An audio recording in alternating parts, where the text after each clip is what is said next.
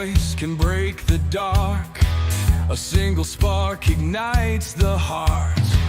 But if we turn when justice calls, the chains we forge will bind us all. When truth is silence, when lies take hold, the cost is freedom, the soul grows cold. No one stands tall while another must fall. Freedom for one depends on freedom for all. We're mavericks of freedom, rebels in the fight, defending every voice, defending every right. For the moment we falter, the moment we stall, we lose our own freedom when we let others fall. You can't stand free while others kneel. When justice fades, it's freedom they steal. An innocent condemned, a crime unspoken, and with it the bond of liberty is broken. No tyrant rules without our consent. Oppression thrives where silence is spent. Stand for the weak, the silence is small, or freedom will crumble for us all. We're mavericks of freedom, guardians of the light, fighting for the truth, for what is just and right. For the rights of one are the rights of all. We rise or we fall by answering the call. Even those we may oppose deserve the rights we all uphold. For if we deny them what is fair, we build our own prison in despair. The fight's not easy, it never will be, but justice for one is the key to be free. We stand as mavericks, together we strive, defending the rights that keep freedom alive. We're mavericks of freedom, rebels in the fight, upholding every truth, protecting every right. When one is oppressed, we're all in the thrall. Freedom for one depends on freedom for all. So take a stand, let your courage rise. Defend the truth, don't compromise. For the soul of the world, the writing's on the wall. Freedom for one depends on freedom for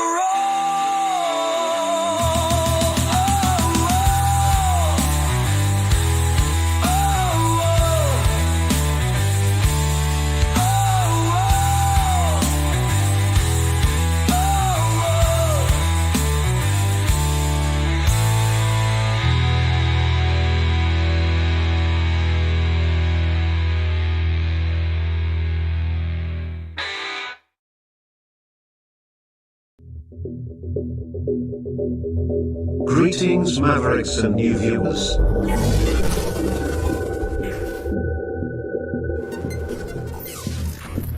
Tonight, direct and live from the Maverick News Network World Studios.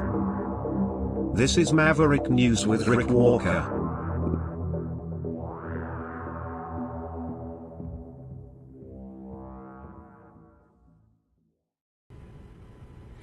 Hello, everybody. Welcome back. Okay, so we've got so much going on.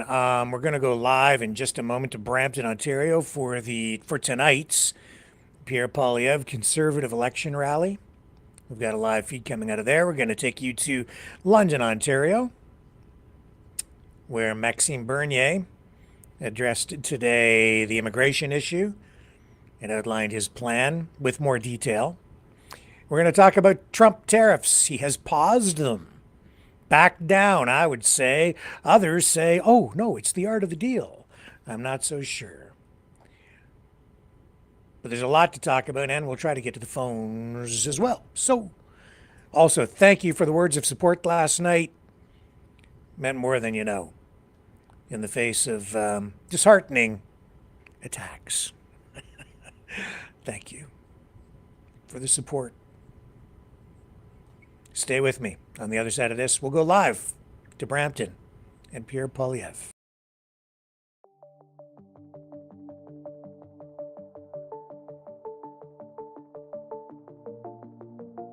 Greetings, brave Mavericks. Our quest for truth continues. We go beyond fake news. Together we expose propaganda. Together we pull others out of rabbit holes. We are maverick thinkers. We are all unique individuals, defenders of individual rights and freedoms, credible, trusted, grounded in reality. Maverick News, Maverick News. Defending free speech, free speech. Donate at freedomreporters.com. Do it now. Tomorrow may be too late. Maverick News. The world is watching.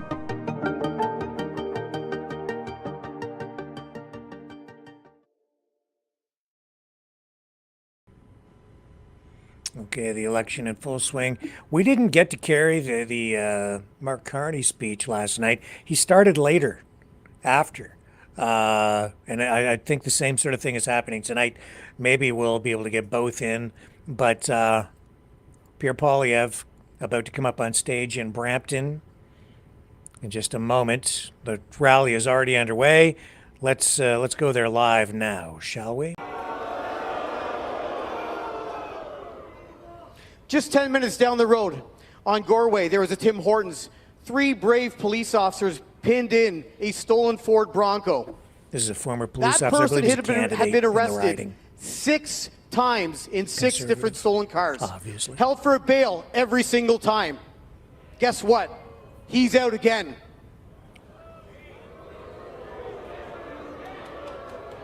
These are the liberal policies that this country cannot live with. Here in the region of Peel, from last year to this, home invasions are up by 306%. 306%. Shootings are up by 80%. A police officer here in the region of Peel, every 32 hours on average, seizes an illegal firearm smuggled here through from the United States. 85% we know we can source back because we have the serial numbers to source it back to the U.S. The other 15%, they also come from the U.S. We just have the serial numbers filed off, so we can't prove it. But I'm proud to stand here today and say that the Peel Regional Police Association is here to make a change. Make a change with all of you and support a leader who will make this better.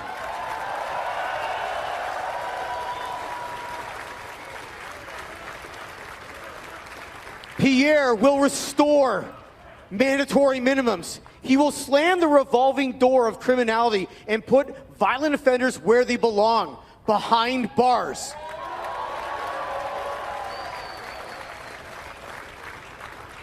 It is no longer acceptable for them to be out on our streets. He will put victims before criminals. He will put families before politics, and he will put safety before ideology.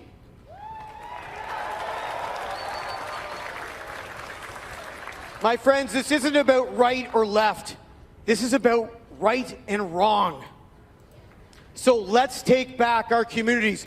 Brampton, let's bring it home.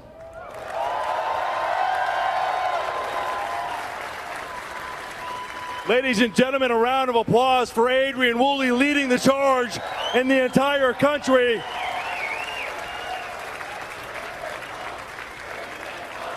Bring it home. Bring it home. Bring it home.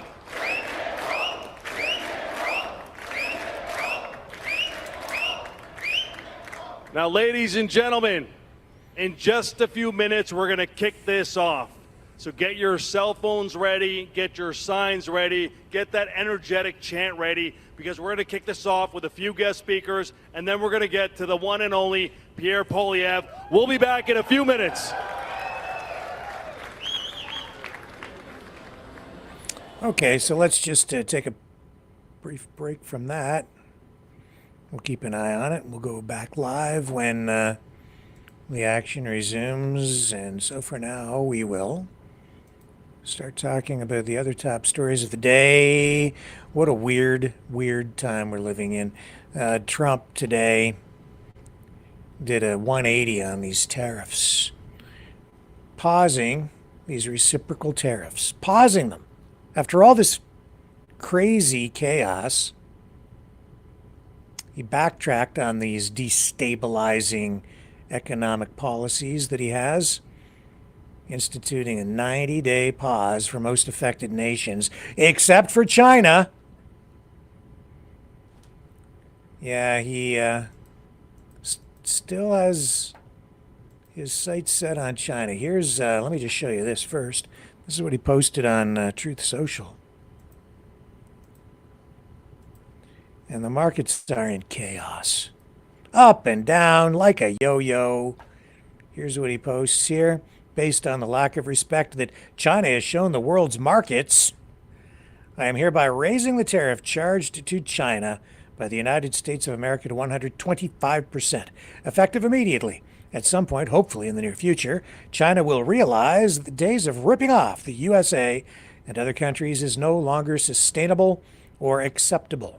Conversely, and based on the fact that more than 75 countries have called representatives of the United States, including the Departments of Commerce, Treasury, and the USTR, to negotiate a solution to the subjects being discussed relative to trade, trade barriers, tariffs, currency manipulation, and non-monetary tariffs, and these countries have not, at my strong suggestion, retaliated in any way, shape, or form against the United States, I have authorized a 90-day pause and a substantially lower reciprocal tariff during this period of 10%, also effective immediately. Thank you for your attention to this matter.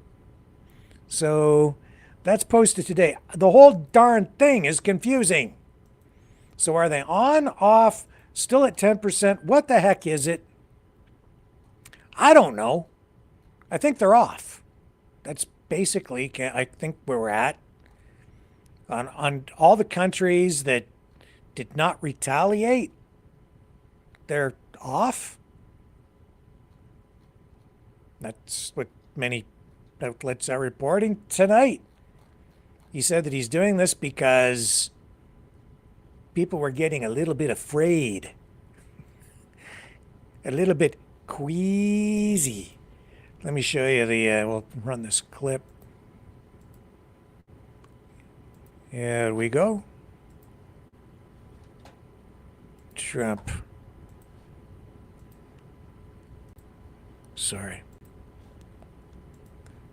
We're going back to Polyev in just a moment. Going to be made with China. A deal's going to be made with every one of them. And there'll be fair deals. I just want fair. They will be fair deals for everybody. But they weren't fair to the United States. They were sucking us dry, and you can't do that. You know, we have $36 trillion of debt for a reason. We don't have it there for fun. They have it for a reason. And people took advantage of our country, and they ripped us off for decades. I've been thinking about this for decades. If you ever saw me on television, I was young like these guys. And it was the good old days, I'll tell you, Roger. But I was like these guys, young, and I was talking about it. Nothing changed, and nothing was done about it. Then I did it. In my first term, I did it, and did it well. We took in hundreds of billions of dollars from China and others, and I started the process. But then we had to fix up from the COVID mess caused by China. We had to fix up from that, and we did a good job of doing it. And when we handed back the reins after a rigged election, and when we handed back the reins, the stock market was higher than it was before COVID coming in. So, you know, we did a great job, but we didn't have time to do the big thing, which we're doing now. And it's, you know, it's like a patient is sick. You have to do surgery. Patient is very, very sick. Yeah. I don't know. It's just, this is all weird. It's crazy chaotic. Stock market rebounding today after pretty much crashing. I think since April 2nd, the markets have lost somewhere in the neighborhood of $5 trillion, but recovered substantially today. And then, but hey, you know what? If you're not in tune with all this, it's only because, according to Caroline Leavitt, the Trump press secretary, it's only because you're not seeing the art of the deal. Let me bring this up. It's only because you're not seeing how super incredibly intelligent and What a great deal maker Trump is. Here we go. Excuse me, Raquel, if I could just add to what the secretary said. Many of you in the media clearly missed the art of the deal. You clearly failed to see what President Trump is doing here. You tried to say that the rest of the world would be moved closer to China when in fact we've seen the opposite effect. The entire world is calling the United States of America, not China, because they need our markets, they need our consumers, and they, excuse me, I just, the word that comes to mind immediately is rigged. Trump rigging everything. You know, a planned economy is a rigged economy by definition. And this is a guy who's supposed to be a Republican. Republicans have traditionally been more free market oriented, less government intervention. And what are we getting here? We're getting like total government intervention. Tariffs are not about free trade. They're not about free markets. And this is what we're getting from him. But worse, because they're on, off, on, off. We don't know what's going on. Even the messaging coming out of the White House today, still confusing. With regard to Canada, we're being told that Canada is basically exempt from most of this. And then at the same time, we're getting another message from someone at the White House today that that 10% still applies to Canada. And then we're told it's not. I can't even sit here tonight and really give you a clear picture of what is really happening. All I can say is the markets did rebound today. And as a result of that, some people are thinking, you know, that maybe there's some insider trading going on. So much so that, see if I can find you the clip here.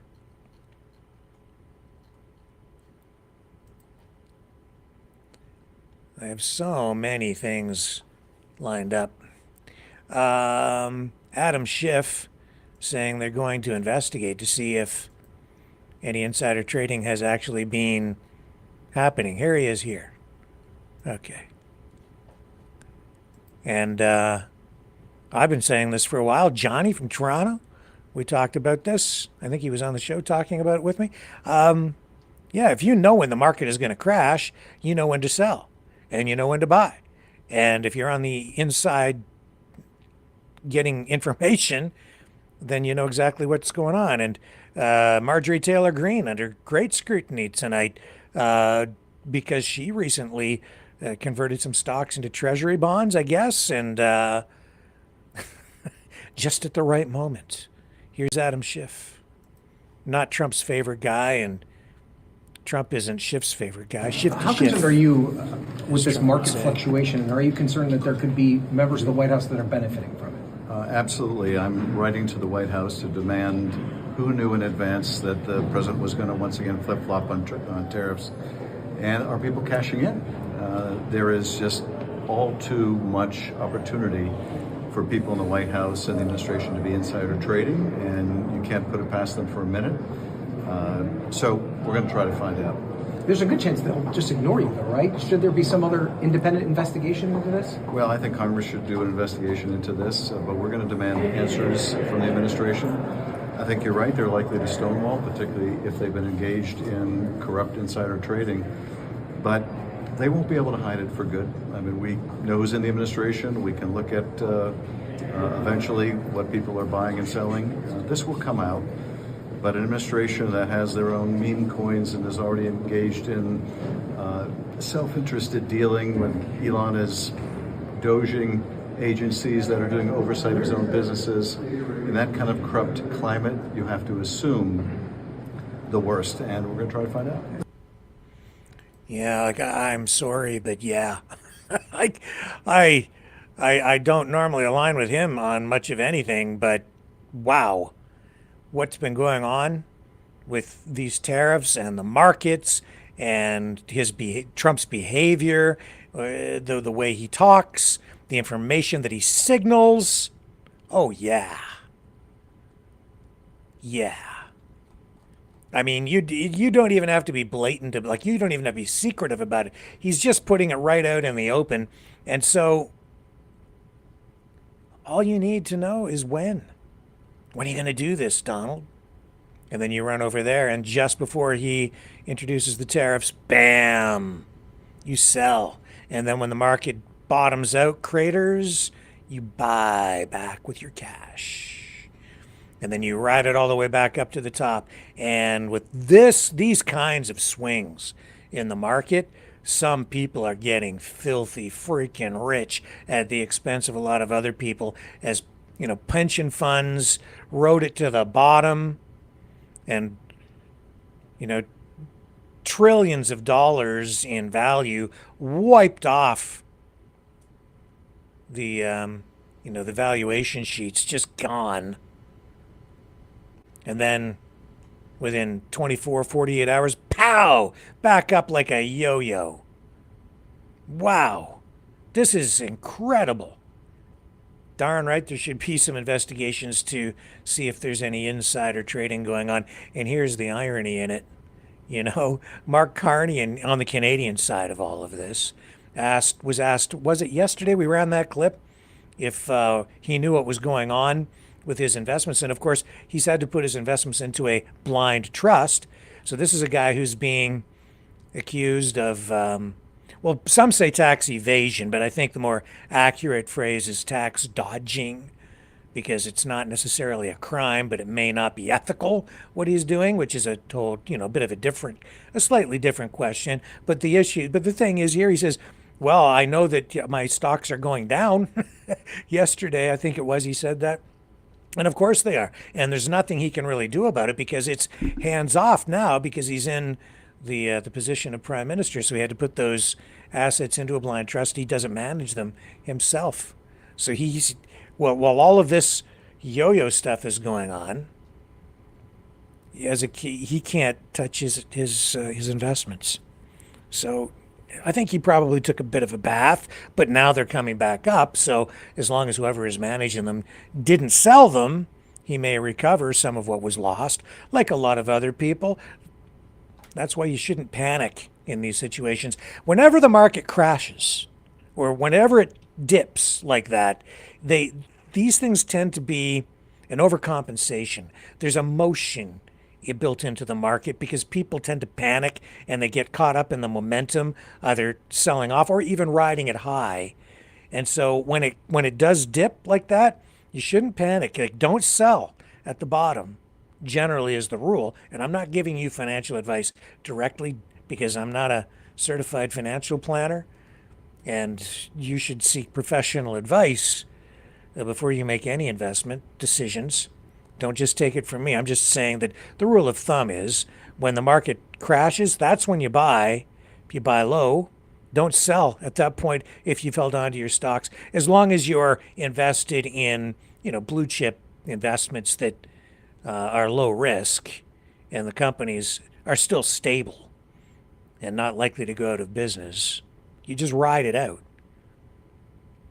because they generally do bounce back to some degree within a day or so, because people build emotion into those decisions. As it's crashing, people panic, and then you get a big sell-off, and it crashes further than an actual market correction calls for.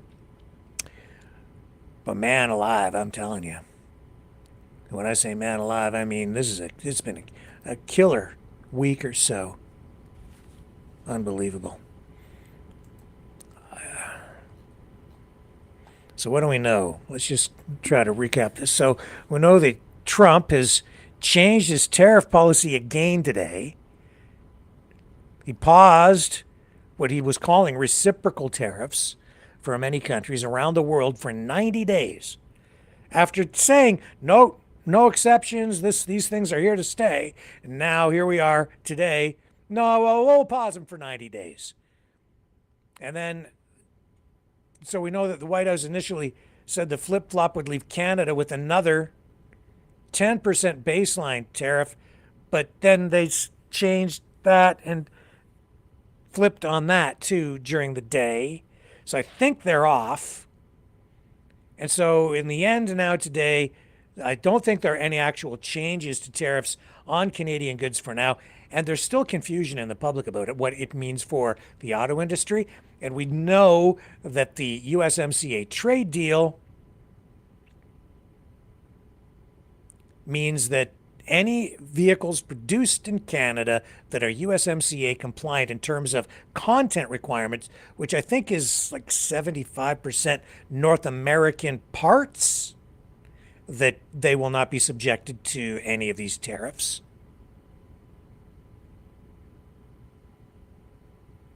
And then Mark Carney is saying that negotiations between the U.S. and other countries will fundamentally change world trade. I also saw Steve Bannon on an interview that just came out within the last day talking about China reshaping the world, reshaping world trade, really focusing a lot on China. And you're seeing that from Trump as well with these like heavy tariffs. And his ultimate goal is still not entirely clear, but it looks like he just really wants to negotiate new trade deals with everybody. But I'm not sure. Or it could be that he really was crashing the market on purpose so that his oligarch buddies, his rich billionaire friends could sell high and buy low and then ride it back up to the top, getting rich. That's entirely possible too. It's not far-fetched at all, because stock market soared today again after investors heard about the global reprieve. Oh my goodness, this is a yo-yo ride or what? All right, let's go back to Brampton. Pierre Poilievre on stage now. We just have to wait for the music to end so we don't get nailed with a copyright strike. He's up there with his wife,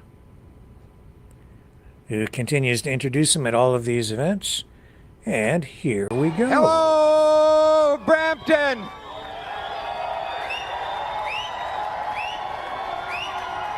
Wow, look at this. And sorry but not sorry to all of our American viewers. There's a Who's Canadian ready to vote for a change? federal election on. We gotta cover it. Who's voting to axe some taxes for a change? Who's voting to build homes you can afford for a change? Who's voting to stop the crime for a change? And who's voting to put Canada first for a change? We sure need to put this country first, now more than ever, my friends. Before I get into the subject today, which of course is to announce the biggest crackdown on crime in Canadian history,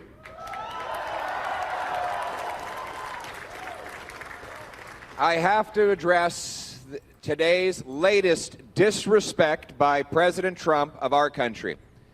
While President Trump announced a 90-day pause on tariffs for dozens of countries, he kept those tariffs in place on Canada. Take that in for a moment. Almost every country in the world got a pause on American tariffs, but not us, America's best friend. Our steel workers, aluminum workers, auto workers, lumber workers hit again. This after Prime Minister Carney boasted that he had a, quote, productive phone call with the president. He said that he had made progress with the president. What progress?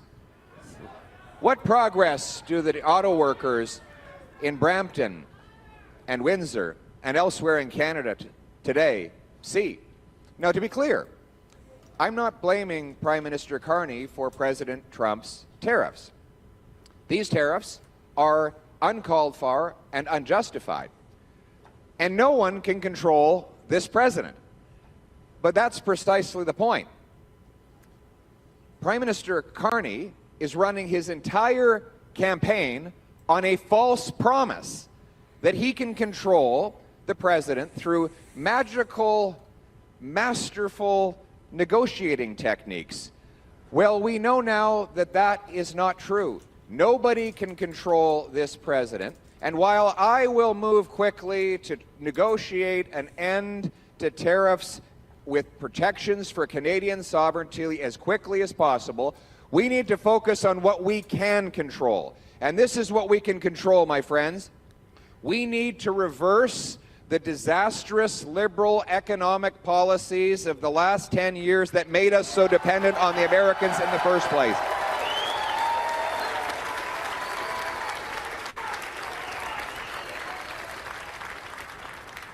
So the choice in this election is not, as Mr. Carney would ask you, to overlook an entire decade of rising costs and crime and falling economy that is under the thumb of the Americans simply because he promises that somehow he's a master negotiator. No, he can't control any of that.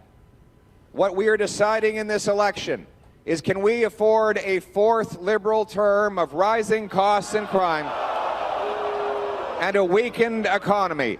Or is it time for a change with a new Conservative government to unlock our resources, cut our taxes, build our homes, and strengthen our country so that we can face the Americans from a position of strength? That's the choice in this election. Aujourd'hui, le président Trump nous a respectés encore. Il a annoncé une pause de 90 jours sur les tarifs douaniers visant des douzaines d'autres pays. Mais il a gardé en place les tarifs sur le Canada. Nos travailleurs de l'acier, de l'aluminium, de bois d'œuvre, de l'automobile, pensez-y, lorsque Donald Trump a donné une pause aux douzaines d'autres pays, le Canada continue de payer. M. Carney a dit que son appel avec le président Trump a été productif. Il y a eu des progrès. Mais quel progrès? On a toujours plus de tarifs que quand M. Carney est devenu le premier ministre du Canada. Mais je ne blâme pas M. Carney pour ça, c'est M. Trump qui est à blâmer. Personne ne peut le contrôler. Mais la promesse principale de M. Carney de pouvoir contrôler M. Trump avec des grands pouvoirs de négociation, c'est une fausse promesse. On doit se concentrer sur ce qu'on peut contrôler, c'est-à-dire de renforcer notre économie. Et ça va prendre un renversement total des politiques libérales qui ont augmenté les coûts et ont fait baisser notre économie avec il faut un nouveau gouvernement pour un vrai changement afin de renforcer notre économie ici au Canada.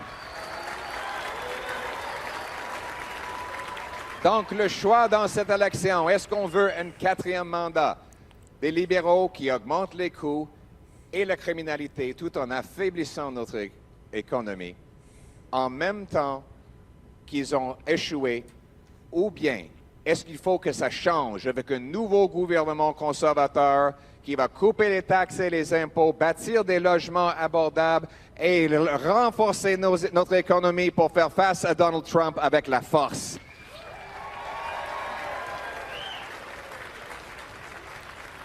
It's the same liberal gang asking for your support for a fourth mandate. The same liberal gang that raised your taxes, drove up inflation, doubled housing costs, unleashed crime and chaos in our community. 40-year highs in inflation, the worst housing inflation in the entire G7. 50% more expensive to buy a house today in Canada than in the United States. In fact, you can buy a castle in Sweden for a lower cost than a house in Kitchener after the lost Liberal decade. The carpenters who build the homes cannot afford to live in them. My friends, and those homes are now in increasingly dangerous neighborhoods as crime and chaos overtakes our communities as a result of radical catch-and-release liberal policies. So the choice in this election is whether, after a lost liberal decade of rising crime and costs and a falling economy under America's thumb, we can afford to give the Liberals a fourth term, or whether it's time for a change with a new Conservative government that will put Canada first for a change. And we know where Canada's police stand We were very pleased to receive the endorsement of Adrian Woolley, the president of the Peel Regional Police. Thank you very much, Adrian. Come on up here. Thank you very much. Thanks for backing me up. Do you have a message to Canadians from the great men and women who put on the uniform in your membership? We couldn't be happier to support you, Pierre. We need a change. Our streets are overrun with criminals. They don't. The Liberals do not look after our police officers. They put criminals first and Canadians second, and we can't take it anymore. It's time for a change. It is absolutely time for a change.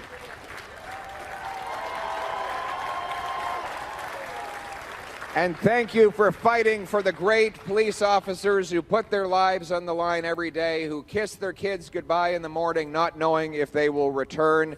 Those are the heroes that keep us safe. And I want to thank the Durham Police Association, the Barrie Police Association, the Sault Ste. Marie Police Association for endorsing Canada First Conservatives, my friends. Thank you to the police. I love you too, my friend. God bless you. Thank you. I love all of you guys. Thank you.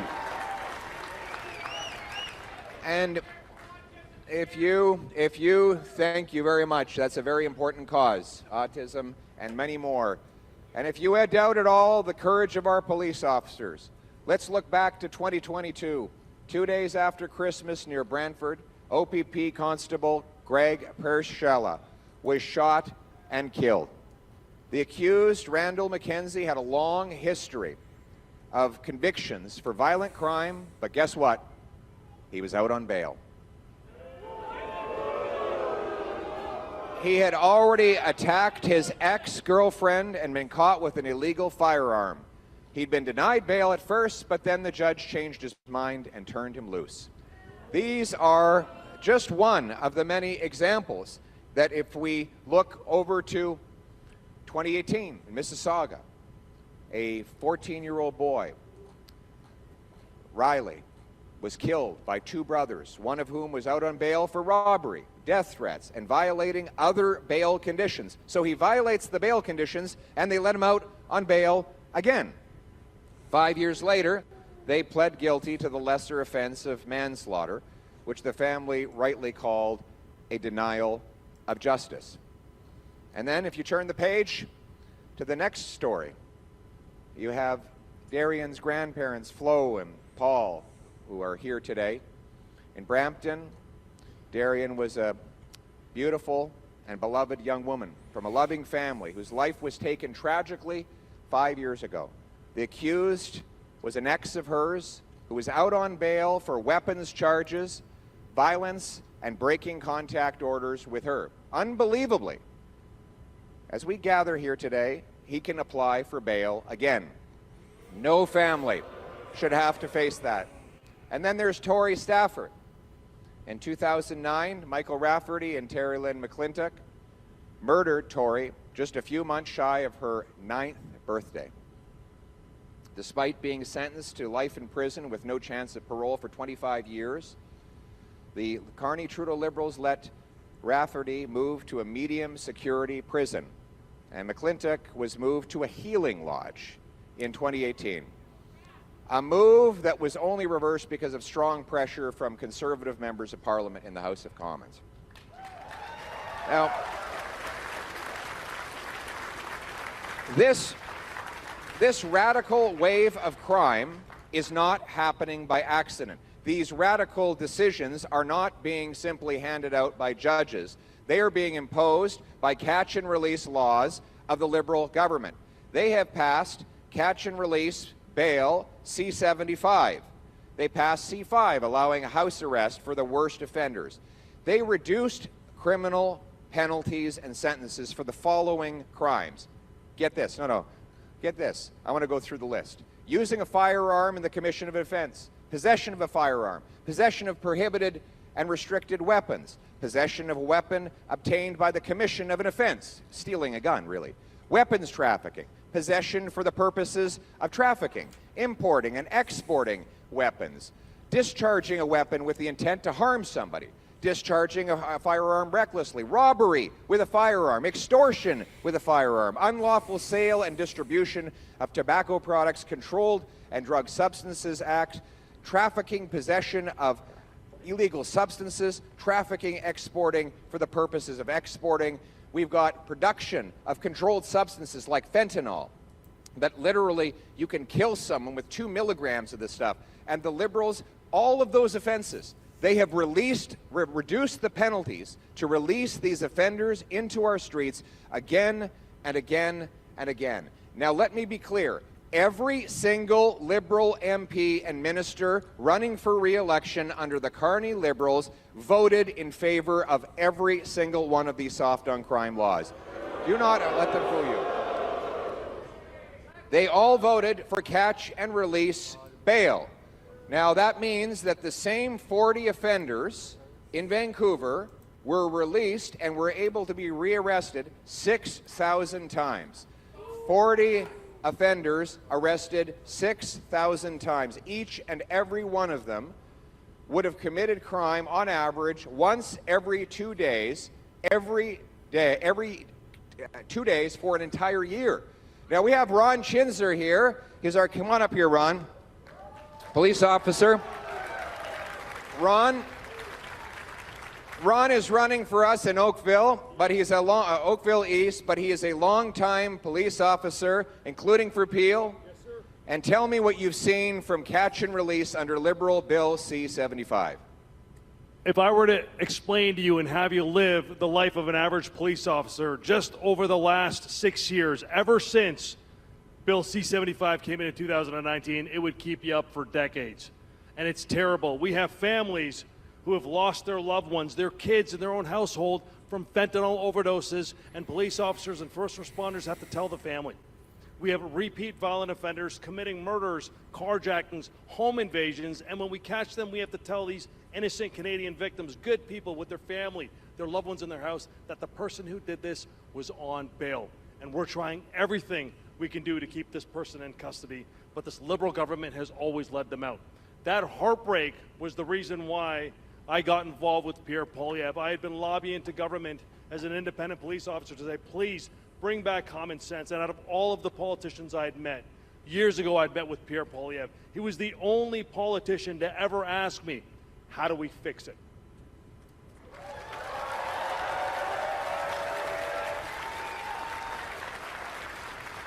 And Ron, I'm happy to say that we will fix it.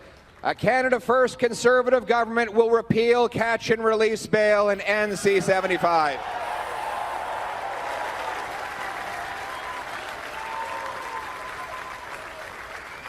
We will repeal the house arrest law. House arrest allows the same repeat car thieves. Like, have anybody had their car stolen here? Yeah.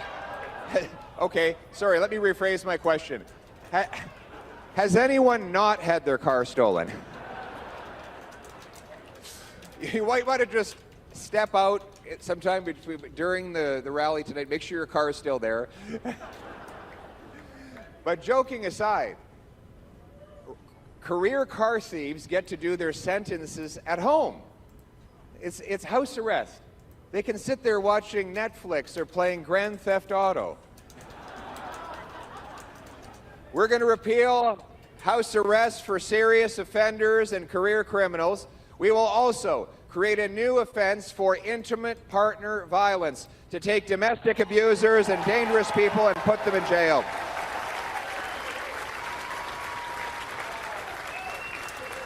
We will bring in mandatory life sentences for human traffickers, gun smugglers,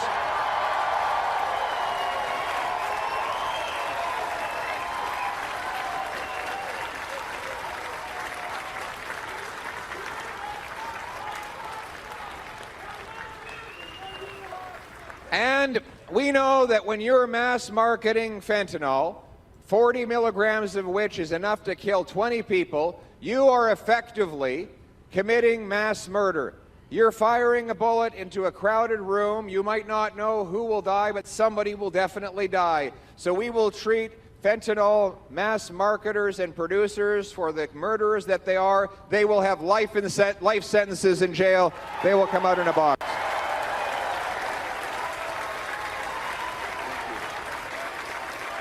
Absolutely.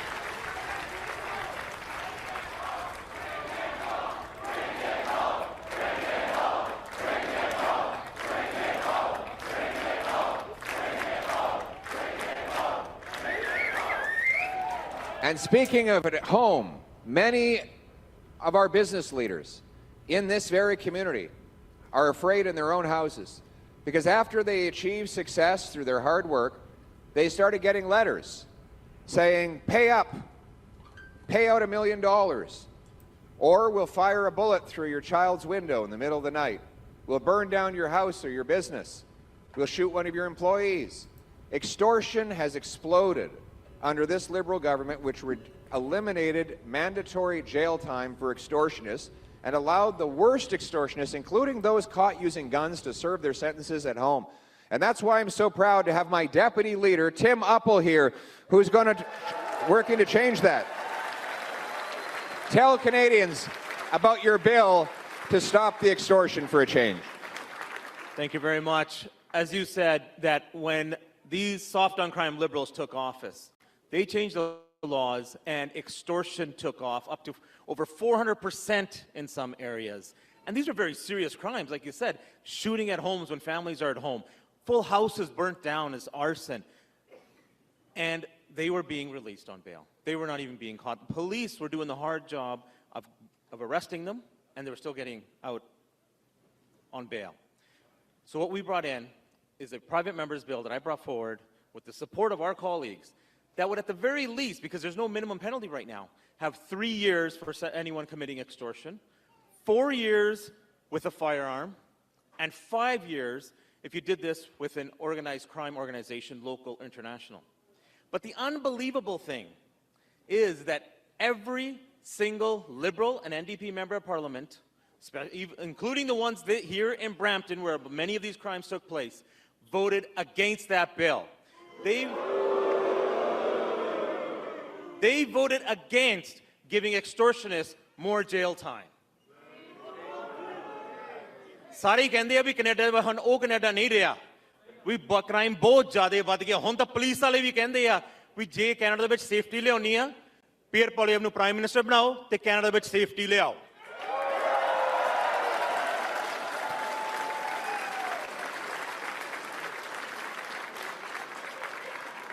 Love you too, buddy. Who's this guy? What's your name? Anthony. Say hi to everyone, Anthony. Hi, everyone. Anthony, why did you come here today? To support you. Thank you very much. Good young man. How old are you? I'm 12. Wow. And what do you want to see for our country? I want to see crimes being stopped. I want to see Canada turn good again. Amazing. Let's bring it home. Way to go, bud. Thank you. Way to go. What a great kid. Maybe a future prime minister over there. Wow. Well, you'll be happy to know that we will implement all of Tim Uppal's I think we're back on Rumble. anti-extortion bill and more. We were frozen there for a while. Pass Maybe. the biggest crackdown on crime in Canadian history. Let me tell you what we've got planned. This is going to be the toughest law ever passed to stop crime. Today I announced the 3 strikes you're out law. Anyone convicted of 3 serious offenses will go to jail for at least 10 years and maybe for life and will never be eligible for bail, probation, parole, or house arrest. Jail, not bail. Jail, not bail.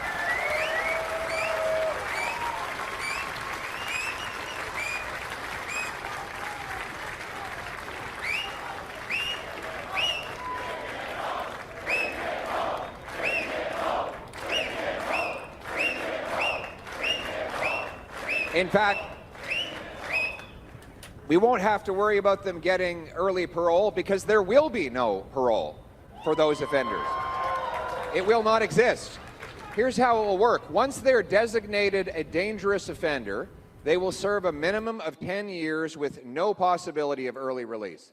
Any potential release thereafter will be conditional on their perfect behavior in prison, consistent and perfect drug-free tests showing that they're not using drugs, improving themselves and improving their surroundings, learning a trade or some sort of vocation that will help them be employed.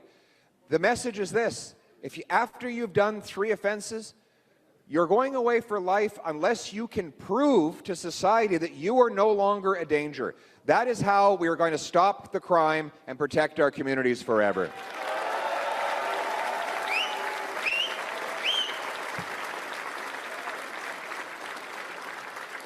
So on the matter of crime, the choice is clear. After the lost Liberal decade of rampaging crime, of drug overdoses, of weak borders and chaos everywhere, do the Liberals deserve a 4th term, or is it time? Or is it time to put law-abiding Canadians first for a change with a new Conservative government that will stop the crime? That's the choice. And we will stop the drugs. We've lost 50,000 people to drug overdoses. The fentanyl is all over our streets. The government has effectively legalized it by signaling to prosecutors not to pursue charges for possession. They reduced prison time for the traffickers who are profiting off of this hell. Well, I'm here to say that those days are over. We will ban the drugs. We will stop giving out tax-funded opioids. We will shut down the drug consumption sites. And we will use all the money saved. We will use all the money saved to invest in treatment and recovery for 50,000 Canadians to turn their lives around. Detox, rehabilitation, group therapy, counseling, sweat lodges for First Nations, and countless other services will help people cleanse their bodies and their souls, get into a house, take responsibility for their families again, and become the next ambassador to go out and lift someone else off the street, creating a virtuous cycle of saving our friends, our neighbors, our brothers and sisters from this scourge. And we will secure our borders. Right now, the government allows 99% of shipping containers to come in and go out without inspection. Where do you think all the stolen cars go? On a shipping container. So imagine this very simple idea. You've got a CBSA officer. We're going to hire 2,000 more of those too. And he sits there. You can tell me if this is a good idea, okay? I know you're not CBSA, but would this work? So you've got the manifest, and it says that in the shipping container is widgets. And then you look at the scanner, and it shows that it's a beamer. Well, then you go and you pull the beamer out of the container, you call the guy on the VIN and say, were you planning to send your beamer to Turkey today?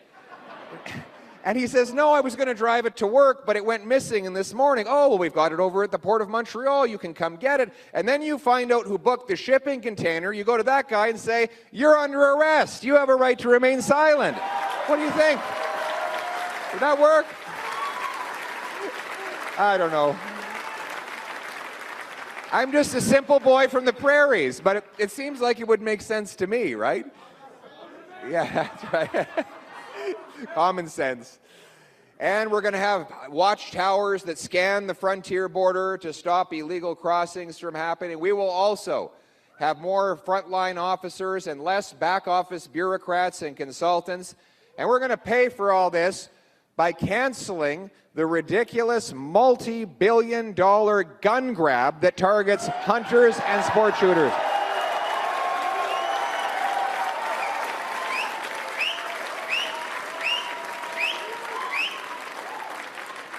Now, we know that licensed, law-abiding, trained, and tested firearms owners are not the problem. That's because criminals don't typically go and get a license before they rob a bank. They take stolen guns from America. We want to protect Canadians from criminals, not turkeys from hunters. It's time to respect the law-abiding people of our land.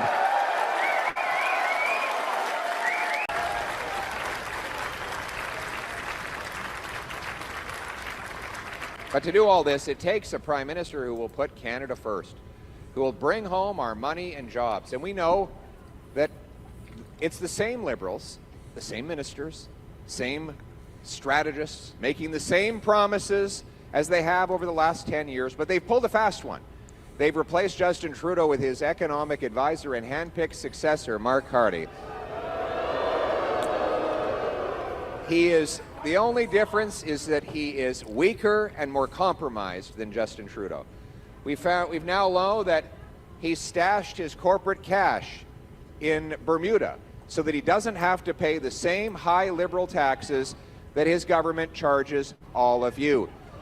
His company, which he's still invested in, owes $250 million to the Chinese government-controlled banks, meaning they'll be able to pull his strings and have him work against Canada for that foreign country. He calls himself a globalist and an elitist at a time when what we need is someone to champion the Canadian grassroots people. Thank you very much, my friend. I appreciate that.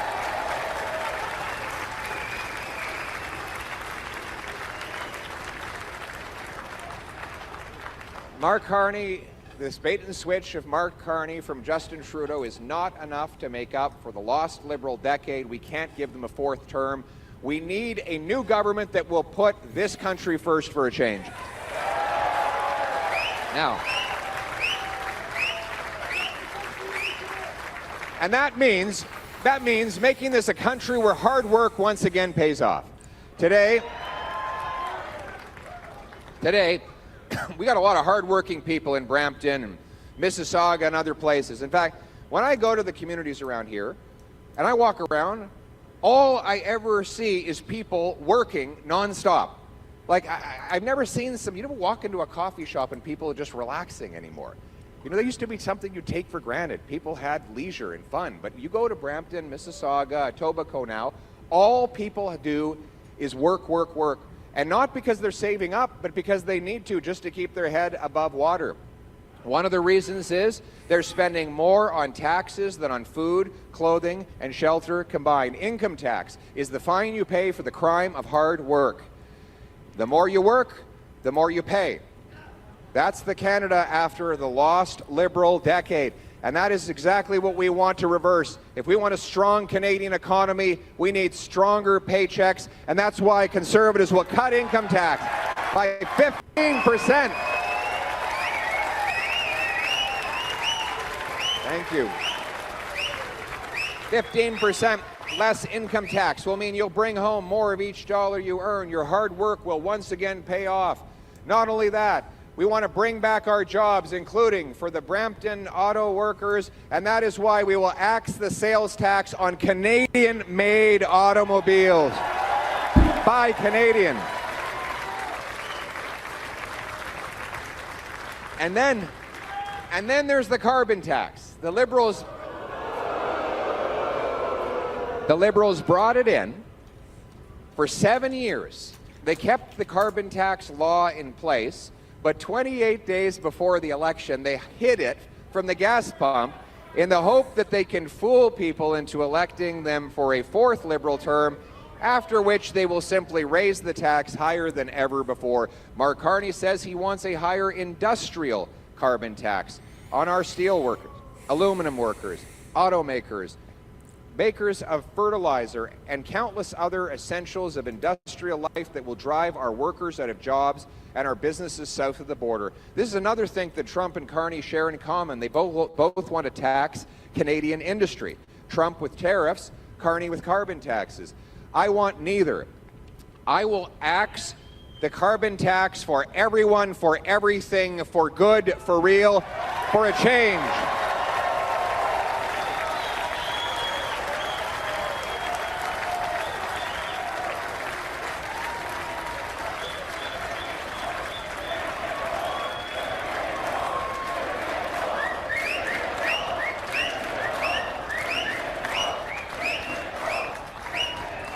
we will axe the worst tax of all, the inflation tax.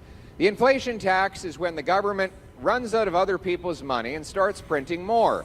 That extra money looks like lots of fun. Hundreds of billions of dollars pouring into the financial system, trickling slowly down through the hands of the richest and most well-connected.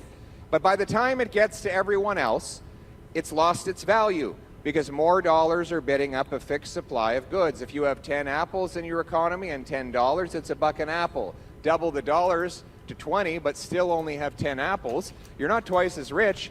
It's just each apple now costs twice as much, right? That is inflation. And it's the sneakiest tax of all because there's no vote in Parliament. You don't see it happening. You just assume that the grocer raised apple prices because he's a greedy guy. No, it's just that there's more money bidding on that restricted supply of goods. So this is what we're going to do to stop the inflation tax. We're going to stop the source of the tax, which is over government spending. We have to get government spending under control. Liberals have nearly doubled the cost of government. Most of those increases happened while Mark Carney was Justin Trudeau's economic advisor. Don't let the banker's suit fool you. He is even proposing to spend more money than Justin Trudeau did. We will do the opposite. Our plan will cut bureaucracy, consultants, handouts to corporate insiders, and foreign aid to dictators, terrorists, and global bureaucracies to bring down the deficit, the inflation, and preserve the purchasing power of your money. We will cap spending with a dollar-for-dollar law that requires we find $1 of savings every time we bring in a new dollar of spending. You make those trade-offs every day. The same kinds of trade-offs that small businesses, single moms, and seniors do all the time to maximize the use of scarce resources. We're going to spend your money the way you spend your money, with care and respect, because you've been pinching your pennies long enough. It's time for government to pinch its pennies too.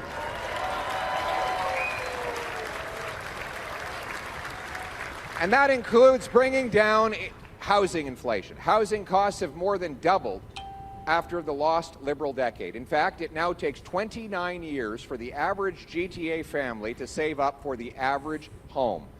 This used to be you paid off an entire mortgage in 25 years before the Liberals came along.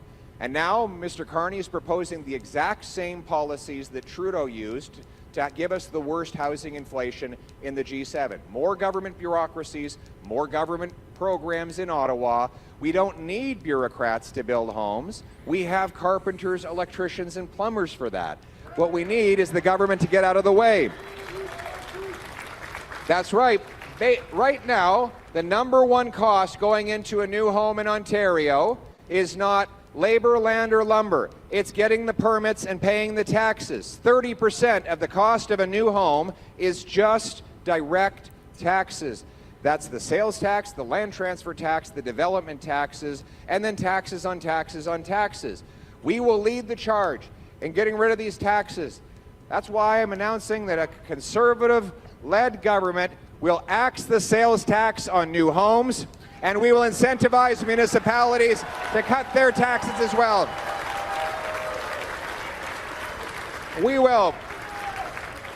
We'll sell off 6,000 federal buildings and thousands of acres of federal land to build, build, build. And we're going to back the tradespeople who build the homes by training 350,000 young people will be given a chance for training in the best union halls in the country, learning to become pipe fitters, electricians, carpenters, and more.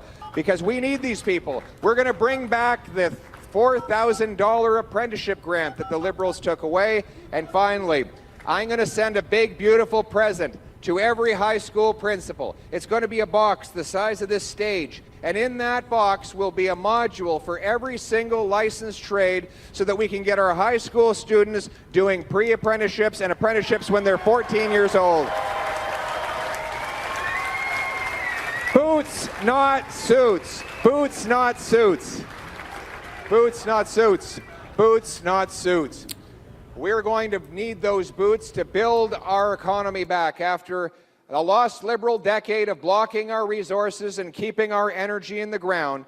We need to reverse the dependence they have caused on us towards the Americans. We need, yes, you got that right, we're going to be repealing the anti-pipeline law, C-69. We're going to build...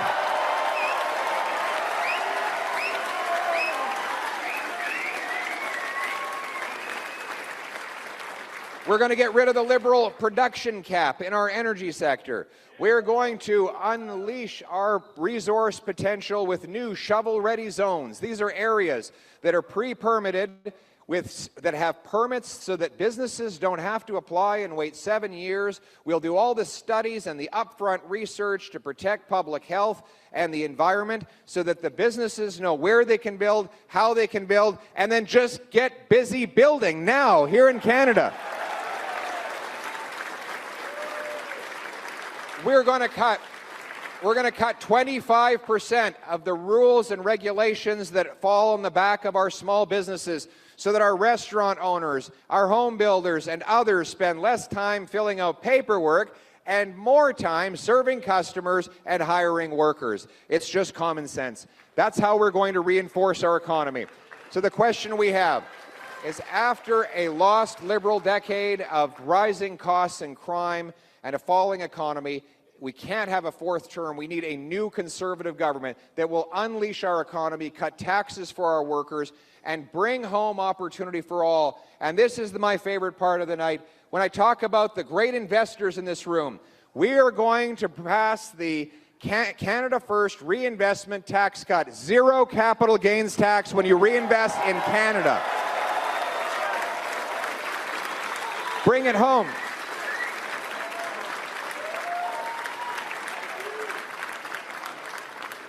And we're going to protect our country by rebuilding our military,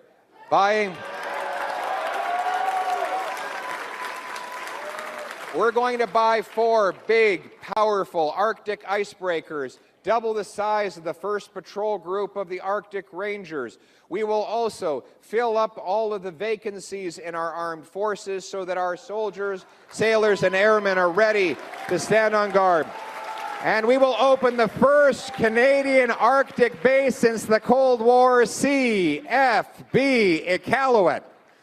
It's going to be a great, great place to serve.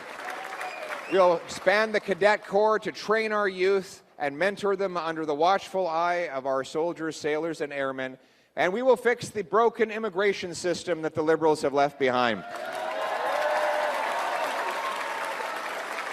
Canada has benefited greatly from what was the best immigration system in the world before Justin Trudeau and the Liberals came along and ruined it.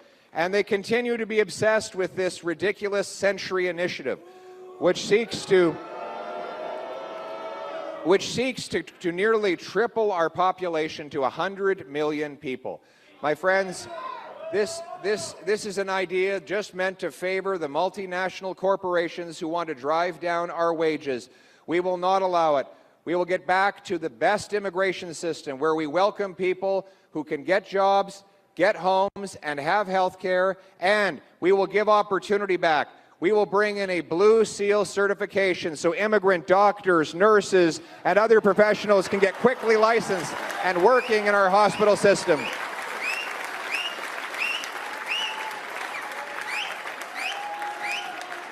Who here is ready for a change? Who is going to vote for that change? You can vote as early as tomorrow morning. Go out to the returning office. Who's going to go out tomorrow and vote? Not good enough. I want to hear louder than that. Who's voting tomorrow? I need you to vote. If you don't vote, then things won't change. We'll get a 4th Liberal term. We don't want that.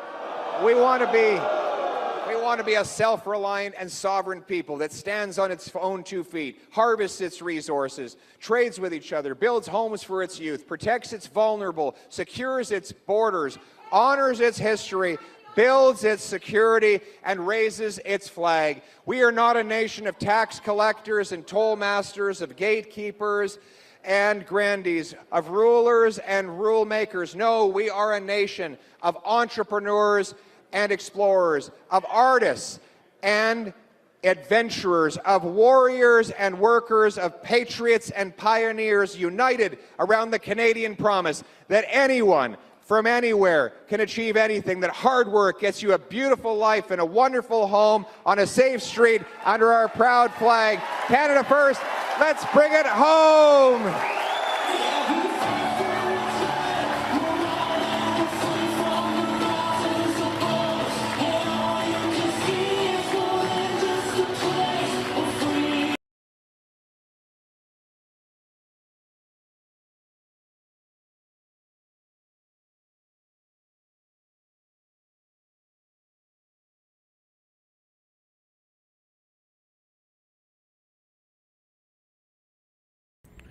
We're muted there. I got rid of the music because of the copyright issue. So audio down, video still up though, and you can see they have a pretty good crowd there in Brampton tonight.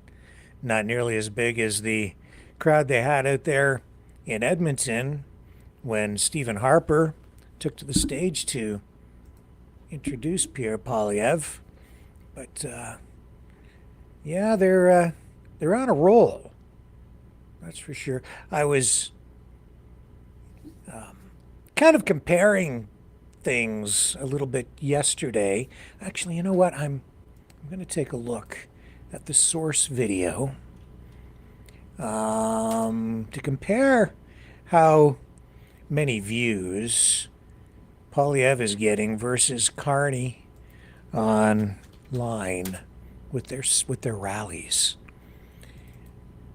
Poilievre seemed to be way out in front last night, but then I did post just the rally itself for Carney on Twitter, and well, the Poilievre stuff for us was getting a lot more views on all the platforms. Twitter was the exception. Carney got like 3 times as many views on Twitter. Interestingly, as I look here at the source video, or if you even go over to CPAC, Poilievre 1,800. Oh no, that's tonight's stuff. That's interesting. Neck and neck, almost the same, and double the number of views between the Calgary rally for Carney, 15,000, and the Poilievre rally in Sault Ste. Marie, 34,000. But I don't think Carney is very popular not nearly as popular in Alberta as Poilievre, at least not right now. So I don't know if that's not very scientific. I can say that, the views, the numbers are always skewed a little bit depending on the demographics for each platform and even per channel. But the CPAC channel, kind of neutral, but then you have to take into consideration the city that they are in as well, and which way the people there lean in terms of which way they're going to vote. Just trying to get a bead on whether the polls are accurate or whether if they're way off out to lunch on the polling, or if they're being rigged in some way by looking at the number of views these videos are generating online. It's a little difficult even there though, because channels tend to have their own little demographic quirks, or major quirks. Anyway, let's take a break. That speech now behind us, and we're going to go to London, Ontario, and pick up that video with Maxime Bernier talking about immigration, laying out his whole plan.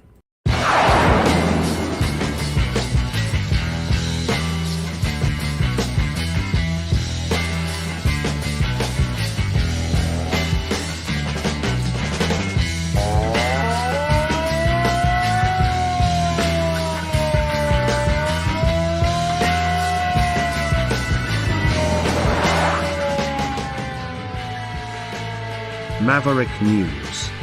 Fighting for freedom.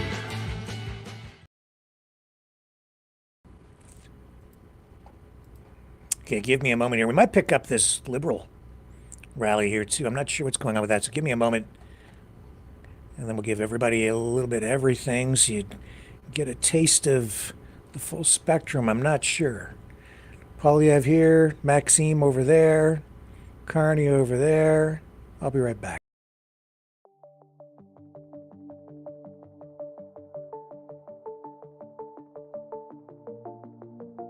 Greetings, brave Mavericks.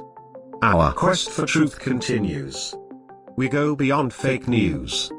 Together we expose propaganda. Together we pull others out of rabbit holes. We are maverick thinkers. We are all unique individuals. Defenders of individual rights and freedoms. Credible. Trusted. Grounded in reality.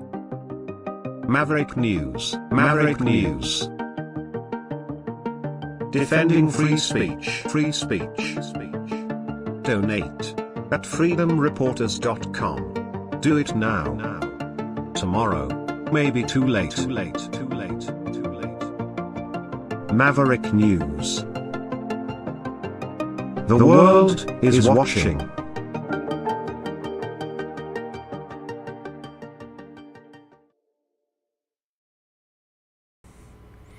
So yeah, Maxime Bernier, leader of the PPC party, on a campaign swing through southern Ontario today. He went to Windsor, and I met with him in London, Ontario, my hometown.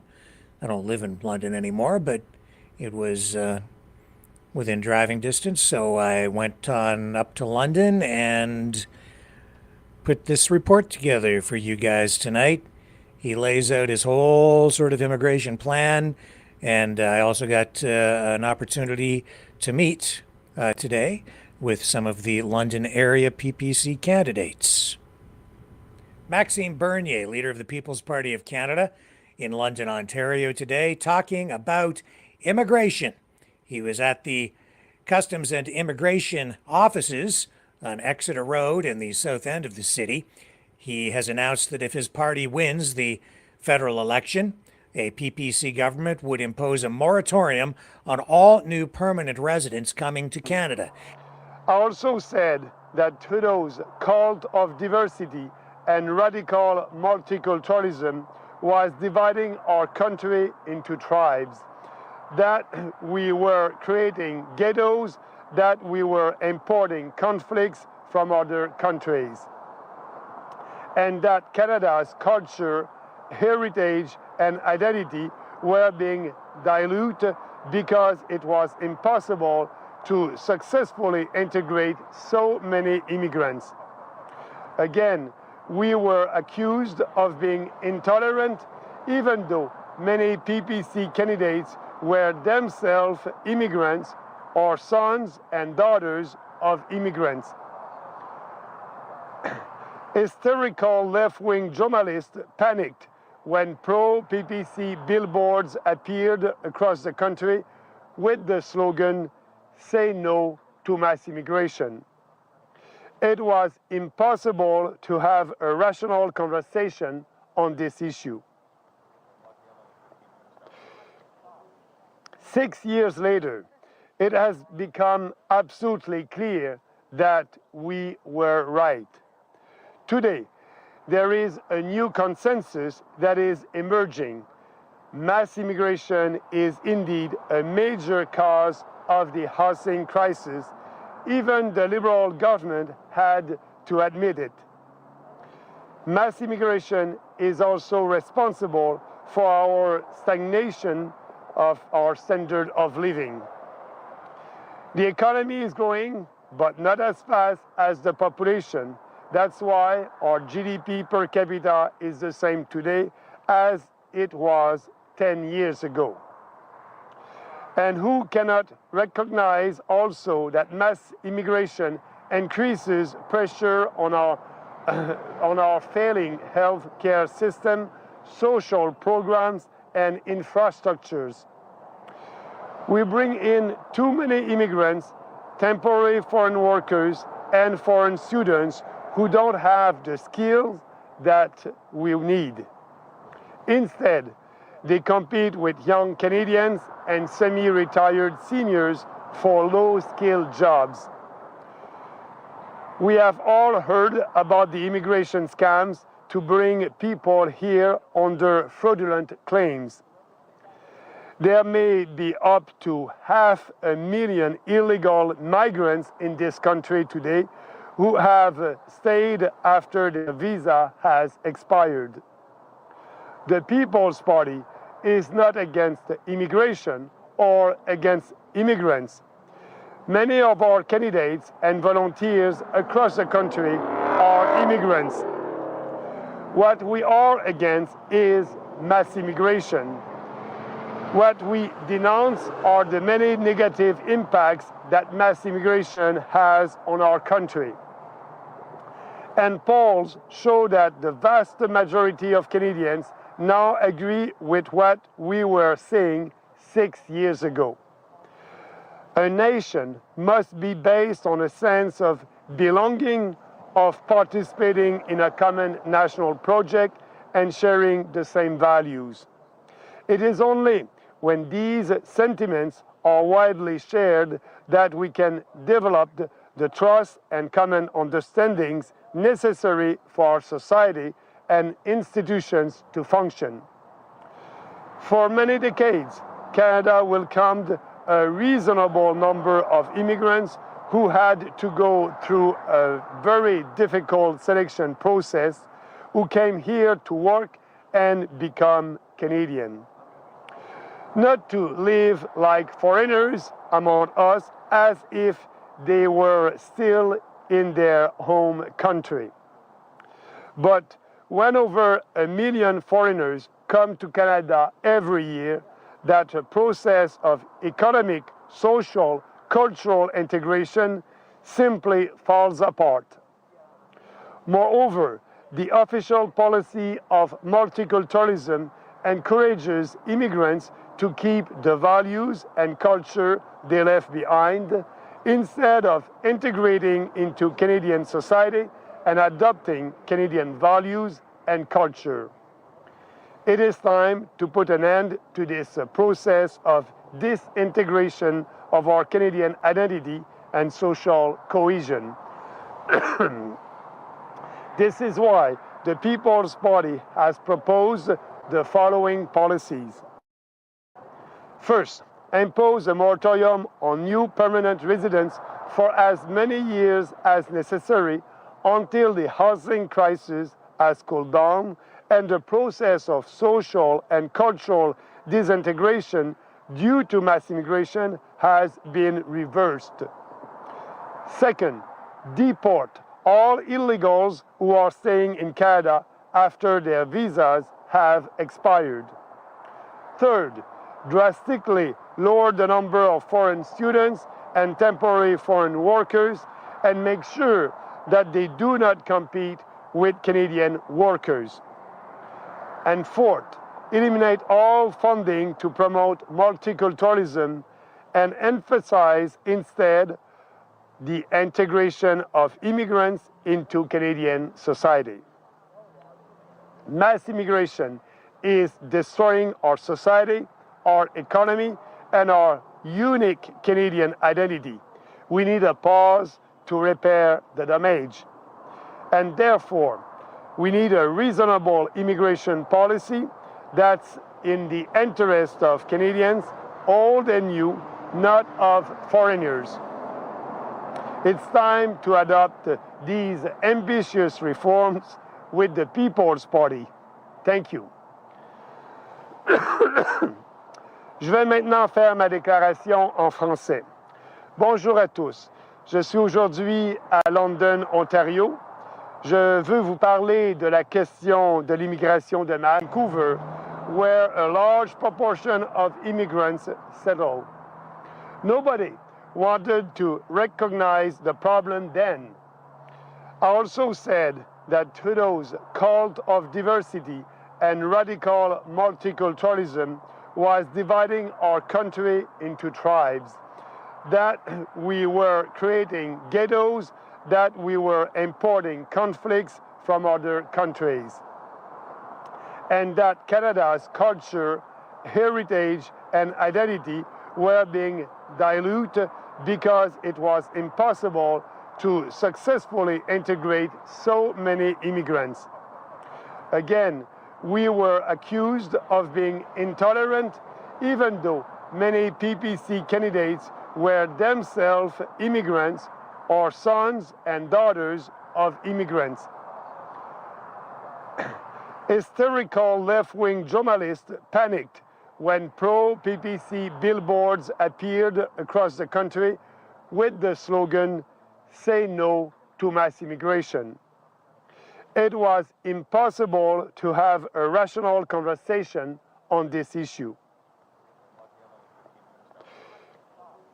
6 years later, it has become absolutely clear that we were right.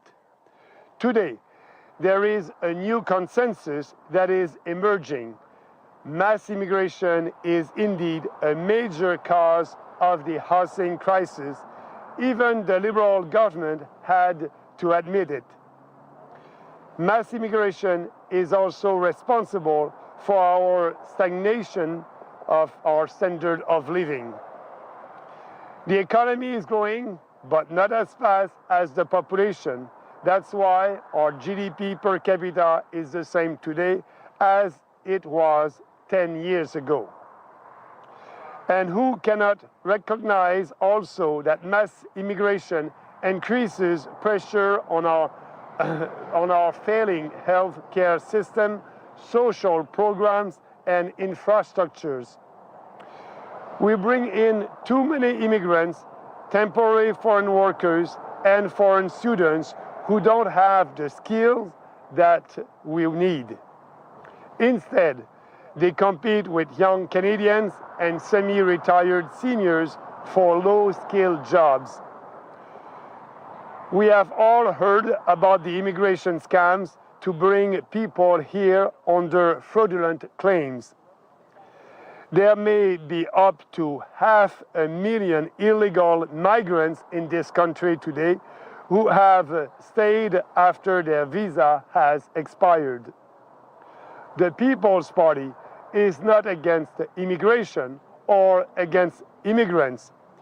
Many of our candidates and volunteers across the country are immigrants. What we are against is mass immigration.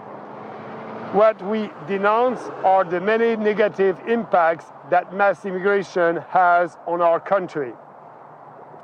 And polls show that the vast majority of Canadians now agree with what we were saying 6 years ago. A nation must be based on a sense of belonging, of participating in a common national project, and sharing the same values. It is only when these sentiments are widely shared that we can develop the trust and common understandings necessary for our society and institutions to function. For many decades, Canada welcomed a reasonable number of immigrants who had to go through a very difficult selection process, who came here to work and become Canadian.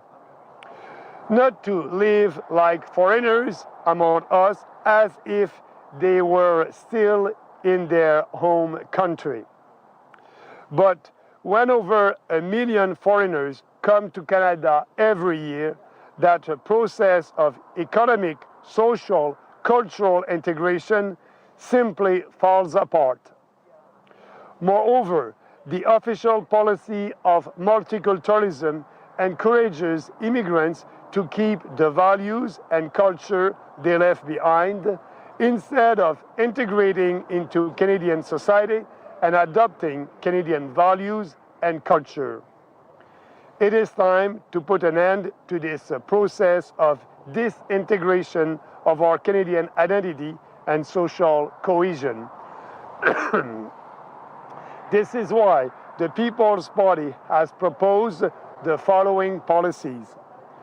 First, impose a moratorium on new permanent residents for as many years as necessary until the housing crisis has cooled down and the process of social and cultural disintegration due to mass immigration has been reversed. Second, deport all illegals who are staying in Canada after their visas have expired. Third, drastically lower the number of foreign students and temporary foreign workers and make sure that they do not compete with Canadian workers. And fourth, eliminate all funding to promote multiculturalism and emphasize instead the integration of immigrants into Canadian society. Mass immigration is destroying our society, our economy, and our unique Canadian identity. We need a pause to repair the damage. And therefore, we need a reasonable immigration policy that's in the interest of Canadians, old and new, not of foreigners. It's time to adopt these ambitious reforms with the People's Party. Thank you. But the moratorium is for everybody, anyone who wants to come to the country. Your question?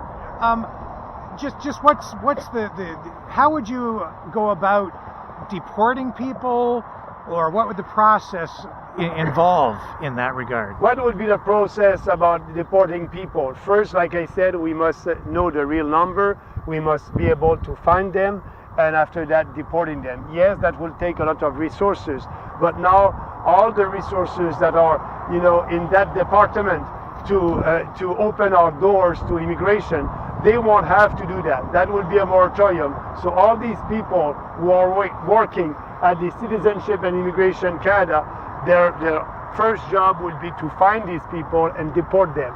We have a legislation in Canada. Our legislation must be respected, and that's not the case right now. Right. Thank you. In the U.S., there are concerns about due process, people's rights. What would you do to make sure that people's rights are preserved and that only people who fall into the proper category would be deported? No, it would be easy to know which one must be deported. It's the illegals, the ones who are here today and don't have a valid permit. Like I said, international students, when they have their diploma, they must go back to their country of origin. Right now, they are staying here without any permits, and their international students permit has expired. So these people are illegals, and we have the right to deport them. That's part in the legislation. Actually, we won't have to pass a new legislation. That is in our immigration legislation. The federal government has the right to deport people when they are here illegally, and they are illegal when they don't have any permit. Thank you for asking. PPC candidates from across the London region were also in attendance and had this to say about the immigration plan. Alderman Norfolk. And what was your name again? Henry Geisler. Geisler, Geisler. 2 S's. Okay. So what's your view on the immigration issue after listening to what Max had to say? Well, it's unchanged. I have the same position, and I agree with the party, which is why I decided to run for it. Right. I wanted to vote for it. And so as I asked Max, I'll get your view on this as well. What do you think needs to be done to ensure due process as you go about identifying who you would need to deport? Well, I think that's where we have the police and the immigration office. I mean, they have to know who these people are, and if they don't know who they are, well, then that's a good question. Who are they, and what are they doing here? You don't have a right to be in Canada unless you're Canadian. And if they can't identify who's Canadian and who's not, well, then something needs to be changed there too. Yeah. But I'm not saying that's the case. I'm saying it shouldn't be rocket science to figure out who's supposed to be here and who's not. So what would the process look like in the States? We're seeing raids and going after gang members, things of that nature. So I would leave that to the authorities. That's their job. If they have to bust down doors to do it, well, I suppose that's how they do it. But right.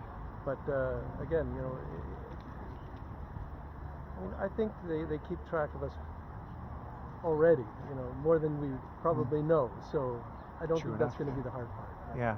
And what do you think the chances are for the PPC in this upcoming election? You have more better than ever. Yeah. Let me put it that way. Okay. Yeah, because you have more candidates running than any other party, I think, across the country. No, I don't think that is true. 300 and some candidates, and I think even the PCs are only up to about Are you 280. serious? Oh yes, Okay. yeah. Oh, that's So, what do you make of the news conference? This is about immigration, and is this one of the top issues in your riding? Absolutely. We have overcrowding. We have no housing in Middlesex, London. The urban areas are sprawling out into the farmland areas, and people are upset. You know, Middlesex has a proud history of farming, and so if you take up all the space with apartment buildings, big box stores, so we need to put a moratorium on immigration so that our infrastructure can catch up, and so that the people that are already here, the Canadian citizens, can get some housing. What would you do to ensure due process and to make sure only the proper people are deported if it comes to that? Because that's one of the main concerns that's going on in the U.S. right now with their deportation efforts. Do you have any comments on that? I think that we leave that to our immigration workers who know how to handle those situations. They can check their identification, their visas, their permits to be here. But if they don't have them, they have to go back. Just give me your name and the riding you represent. I'm Stephen R. Campbell. I'm in the riding of Elgin, St. Thomas, London South. I'm always confused because they just changed the district name. To me, London South it's actually called Lambeth. The people, wherever they are, they don't even know where we live. So, again, though, what's your position on the immigration and deportations, which is what Max was kind of talking about? So, it's a moratorium. We're putting a stop to it so we can get people into homes, bring the pricing down so the immigrants can afford a home. Canadians can stop living in tents. 300,000 people are in tents across our nation. The size of the city of London is 400,000. There's 17 major cities in Canada. Yeah. And think of that. The city of London, tents. The whole city, tents. That's how many people. A major city of people are living in tents in the cold up north. We have to put a stop and correct it. And then you put a stop. Then when we fix the problem, we open up immigration again. Okay. I will be right back.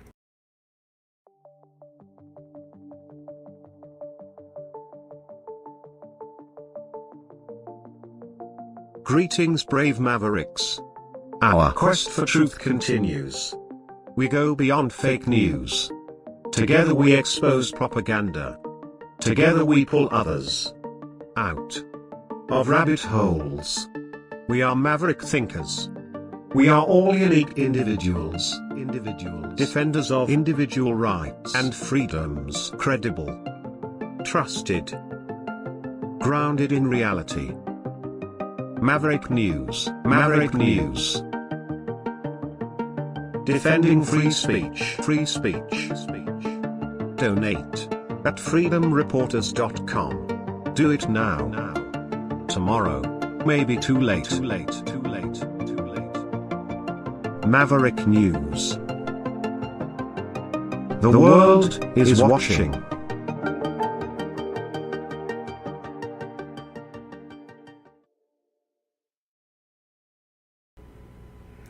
In the interest of fairness and balance, let's go to Saskatoon. Mark Carney rallying out there. We are in the Paris of the prairies, thank God. This is amazing. It's amazing to be back in Saskatoon. Oh, thank you, Diana. You're still with me after that bad first date. Thank you, Buckley. Thank you, Buckley, for standing up. And thanks all the incredible candidates in Saskatoon across this great province. Oh. You know, I made a mistake. I'll tell you. Okay, you guys over there, don't listen to this. Don't listen to this. I'm going to tell you a little story. You know, Trump dropped some tariff bomb on us. And I had to make, I'll get back to him, but I had to make an announcement.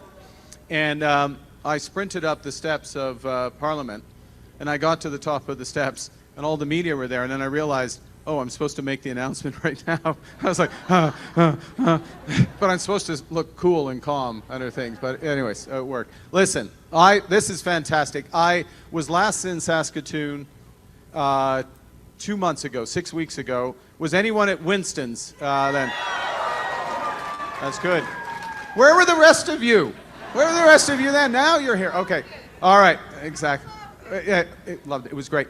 I want to start with a simple question, which is, who's ready? Who is ready? Who is ready to stand up?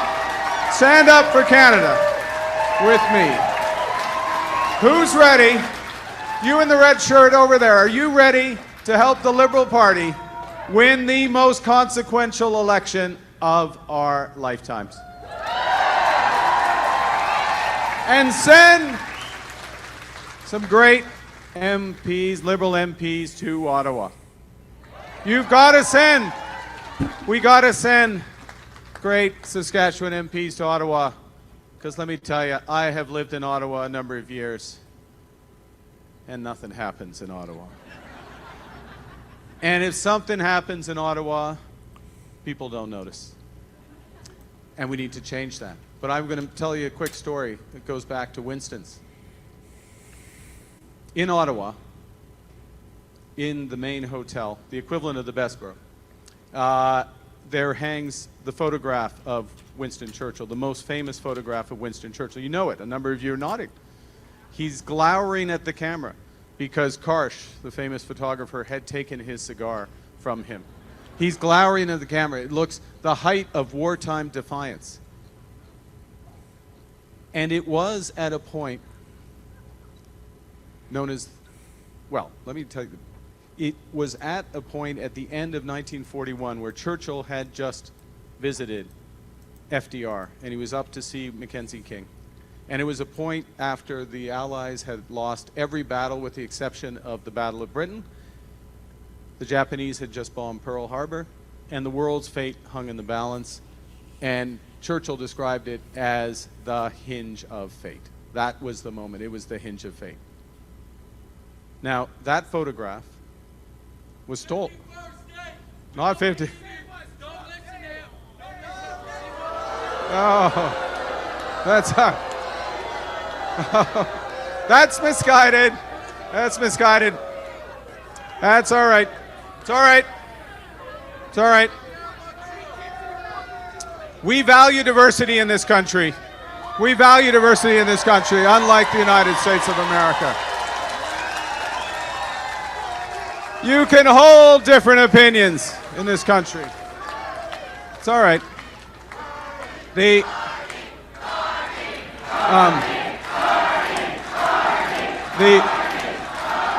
you. Thank you. My point. Where was I on my Winston Churchill thing? So Winston Churchill, the photograph was stolen, but nobody in Ottawa noticed for a year. Yeah, for a year. Yeah. We found it in the end, it's coming back. Anyway, point is, this is a long story. It's a longer story than I intended. Anyway, the point is that at that moment, it was a hinge moment in history. The tide turned. We live through hinge moments once, maybe twice in our lifetimes. We had one in 1989 with the fall of the Berlin Wall. We are having one right now. The world economy is fundamentally changed. The relationship we had with the Americans, these guys weren't wrong. They want us to be the 51st state. They want to break us. They want to break us so they can own us. They want our resources. They want our water. They want our land. They want our country. And what do we say? You don't have to die. You don't have to die. Never. Never. Because Canada is not America. Canada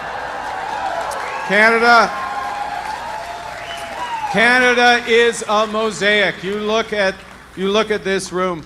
You look at this room. We are all Canadians, but we are all distinct. Canada is not America.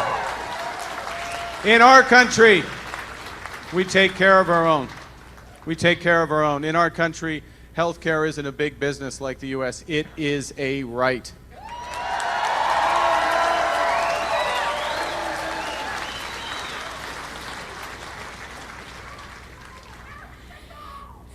That's right. That's right. So what are we going to do? What do we do in this situation? Fight. Yeah, we fight. We fight. We do more than fight. We do more than fight. Okay, we heard you. I heard you. I heard. You've made your point. You made your point. So, what we do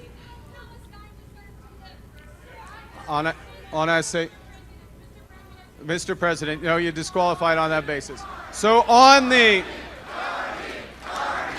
thank you. Thank you. So what we do in this country is we're going to fight, we're going to protect, and we're going to build. Here. We're going to build. So we're going to fight.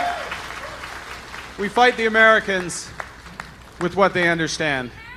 They understand money, they understand lawyers, and they understand Fox News. So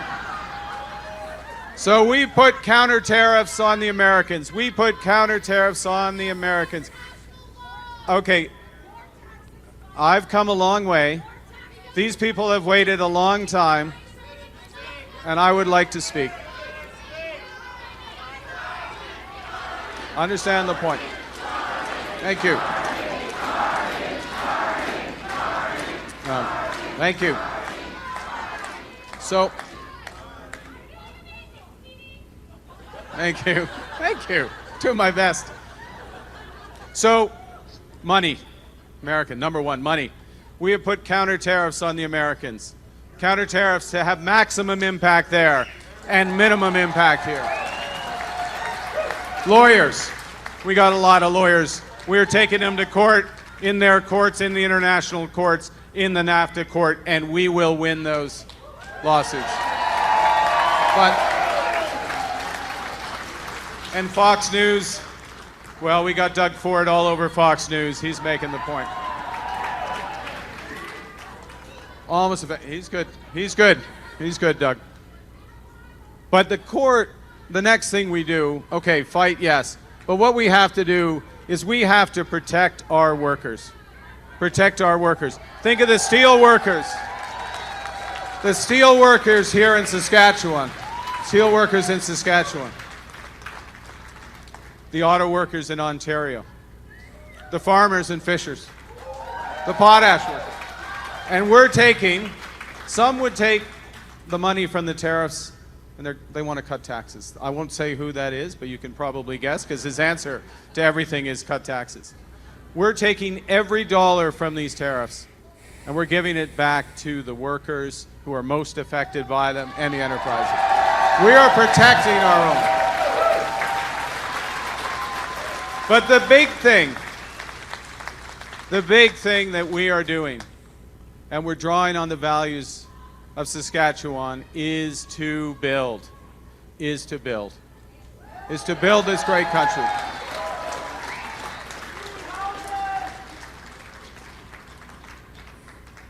Build millions more homes. Not a few, millions more homes. We are going to double the rate of home building in this country so that all the young people here can actually afford a home. That would be nice for them. We are building these homes with Canadian technology in mass timber, Canadian technology in modular, Canadian workers, Canadian unions. Canadian design for Canadians. We are going to build, and I made a series of announcements today about this, we are going to build Canada as an energy superpower. An energy superpower in oil, in gas, to displace the imports Eastern Canada takes from, you guessed it, America. An energy superpower in clean energy and nuclear energy, built on the ingenuity in Saskatchewan. An energy superpower that harvests our critical metals and minerals in full partnership with Indigenous peoples. You know, you'll hear a sort of arms race amongst political leaders during this campaign who say, I'll approve this project, I'll do this project, I'll do this in 5 years, 2 years, 6 months. We will do projects only in partnership with Indigenous peoples. Only in partnership with First Nations. Only in partnership. Only in partnership with the provinces. And only in ways that gives back to the people of Canada. That's what we will do. And the other thing we will do, and our phone is now ringing off the hook. It is. If it had a hook, I guess that shows my age. It doesn't have a hook. It's vibrating. It's vibrating. Is we are going to build new partnerships with reliable trading partners. People who keep their word. People who keep their word. So we signed a new security partnership with Australia to protect our Arctic. New partnerships with France and the United Kingdom, two of our founding people. We're going to build new trade corridors to reach Asia, to reach Europe, to reach beyond.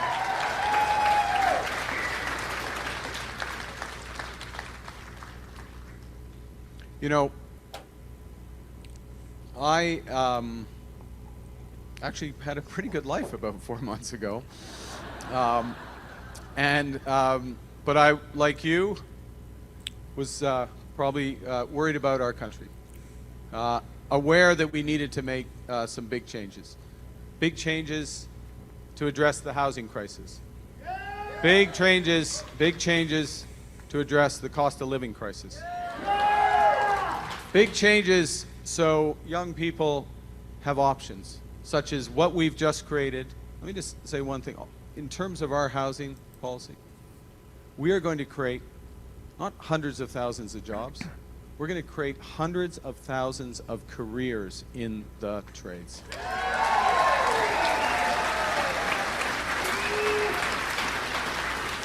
Yeah. So I put my hand up to run for Liberal leader. I want to thank those brave souls who went out in -30 to Winston's like it was nothing else. Yes. I got to tell you, the door to the minivan was frozen when we got. I was like, oh yes, I remember this growing up. Actually, we didn't have minivans when I grew up, but I remember doors being frozen.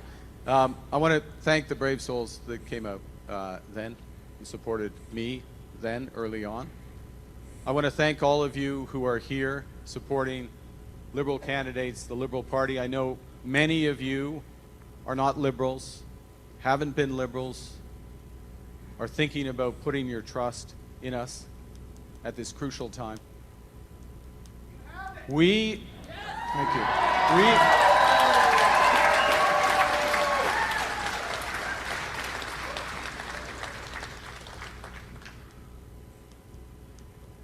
I put my hand up because this country has given me everything.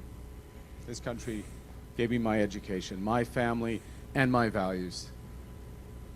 And it's my responsibility to give my everything to Canada at this hinge moment in history so we can build an even better country. We can lead. We can give ourselves far more than the Americans can ever take away. We are Canada strong.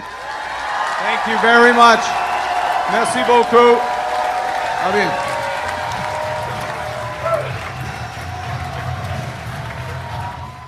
Okay, so we'll pull the audio down from that too.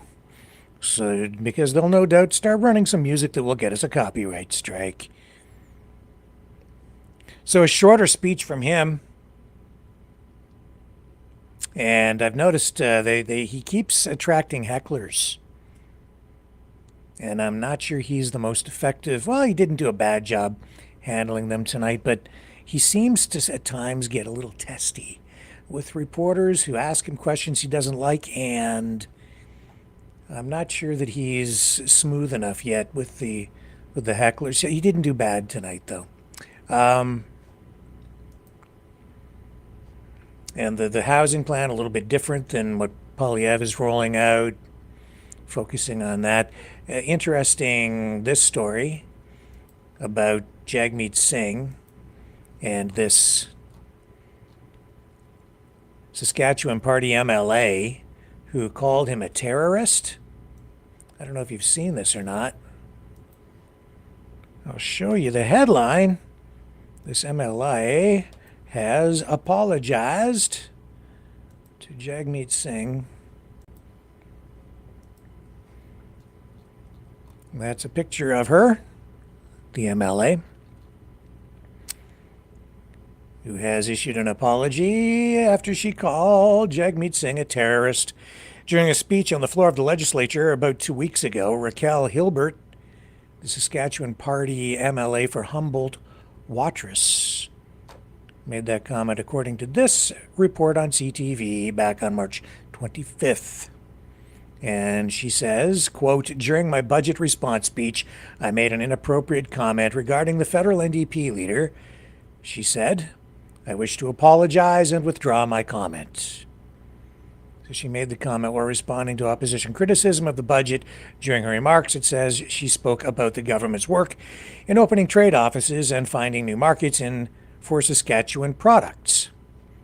She went on and said, "None of this has been easy, and in fact, the road has been bumpy at times. It's been more difficult due to challenges presented by the federal government, propped up by the federal NDP supported by this opposition." She says, "We did not hear the opposition denounce their federal leader as being a terrorist in India and denounce the collateral trade damage to Western Canada." So then Jagmeet Singh did respond, and we have his video to show you what he said about it. There he is. Okay, I've got the tab. Let me share that with you.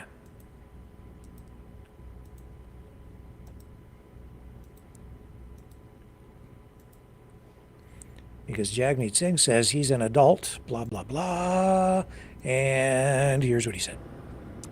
There is an MLA from Saskatchewan that I've learned now has referred to me as a terrorist. I'm an adult. I'm a leader of a national party. I'm an elected official. I'm a lawyer. I don't care that they said that about me. It's not about me. But I am worried about why someone would say that. Like, this is an MLA, someone that's an elected official, respected member of their community, a former teacher. Like, what would make someone say something like that? This is, I'm assuming, a very educated person. On a quick Google, you know that this is completely false. Like, I am a lawyer in good standing. I've passed the bar. I've been called to the bar. I have high security clearance at the federal level. Like, this is clearly a lie. But what's happened in this MLA's life for them to say that about me? Like, why would they go to that point? Why would they lie in that way? But more than me, it's not about me. Like I said, I don't care that they said it about me, but I am worried about what a kid in the classroom where this MLA was a teacher, what that kid would have gone through to have maybe they were made to feel like they were a threat, that they were someone that people should be suspicious of just because they look different. That's really what it says when you call someone something like that. You're saying that someone is a danger, someone is a threat just because they look different. And when did we get to a point in our society that was okay? To make people feel like they're a danger, they're a threat just because of the way they look. That's what I'm really worried about. I'm worried about kids growing up in a classroom where she taught, where this MLA, maybe people living in the province that are now thinking, well, am I supposed to be afraid for myself because I look different? Maybe I'm going to be called a name. I mean, I'm worried about that. And I'm worried about the type of country we want to build. Well, interesting. Okay. Let's take a little break. We'll come back.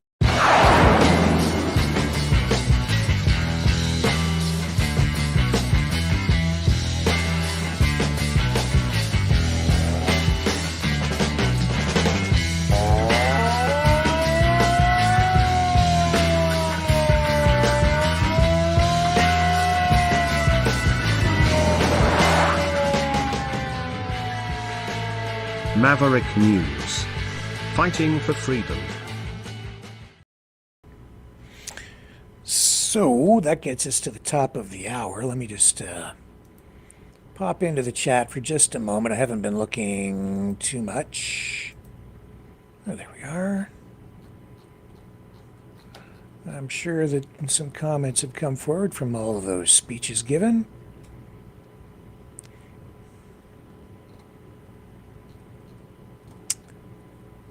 Hello, Belovely. Hello, Linda. Welcome back, Linda. And thank you to those of you who let me know that Rumble was freezing in some places.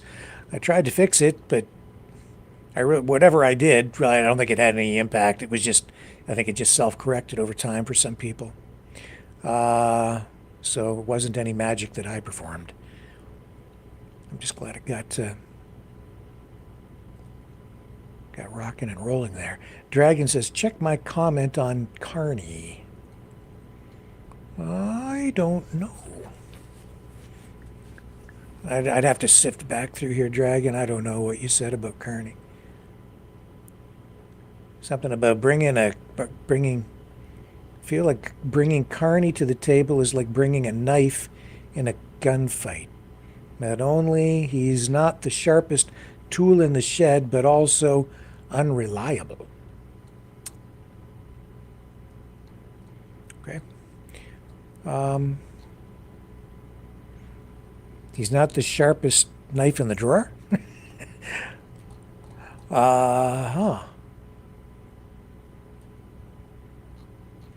Okay, I'm going to look over in the other chat. No comments in there at the moment about the immigration issue. And I don't know what's going on here in YouTube. Oh, there we are.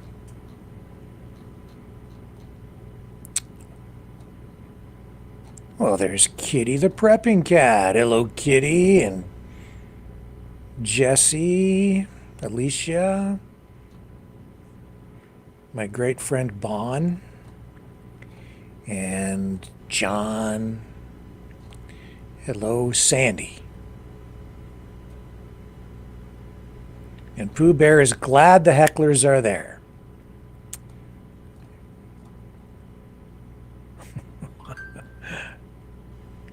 And Tinfoil Hat says Carney was just blocks away from wherever Tinfoil Hat lives there out in Saskatchewan. Well,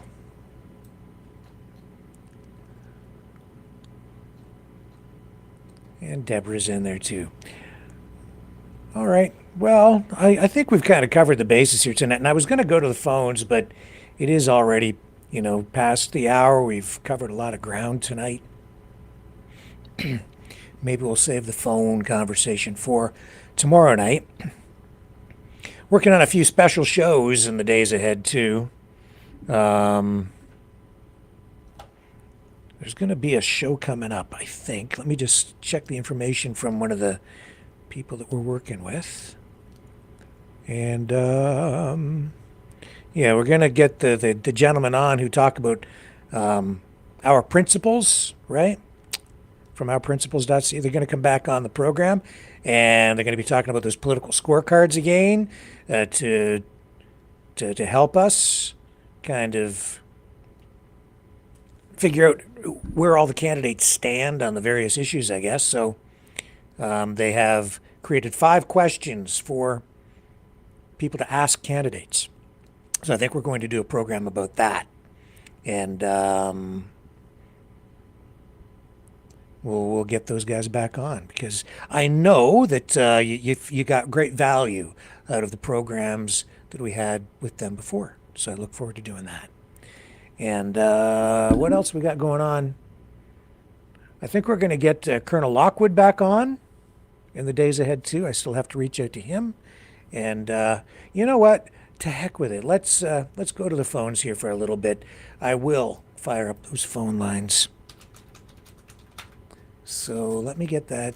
Just even for a couple of quick calls, just to give you guys a chance to join the conversation, give you guys a voice on tonight's program. I'll get the little promo thingy running here so you know the number to call while I get the phone lines set up. Here it is. Call now. Okay, Mavericks, it's call-in time. Join the conversation. Call 1-647-734-4220. Then enter the PIN number 860-075-764, followed by the pound sign.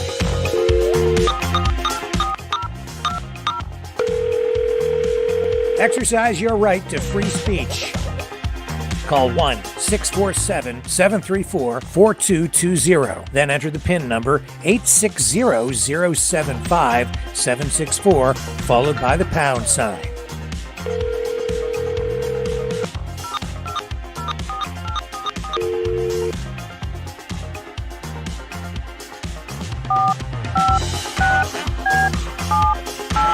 Call 1-647-734-4220. Then enter the PIN number 860-075-764, followed by the pound sign.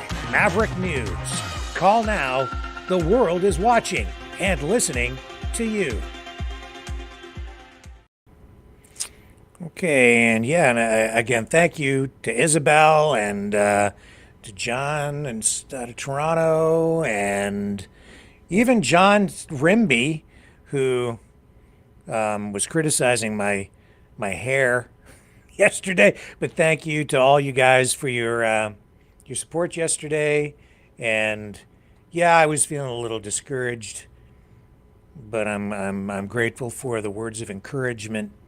You guys lifted me up and supported me, and it made a big difference. Thank you. I really appreciate that. And to Jennifer, too. Thank you.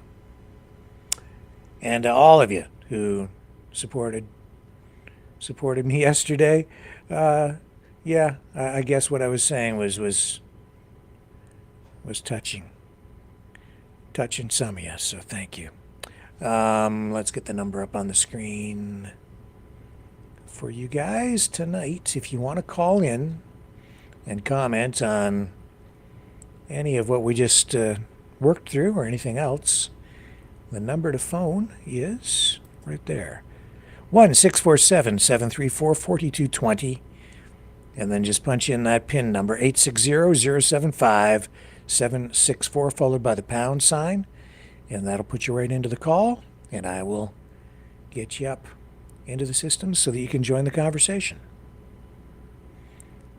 647-734-4220. And maybe Dragon will want to call in and explain what the heck he was talking about with Mark Carney. And please like, share, and subscribe. Share. And please subscribe to our various channels. We're trying to build that other YouTube channel up over on Maverick Live.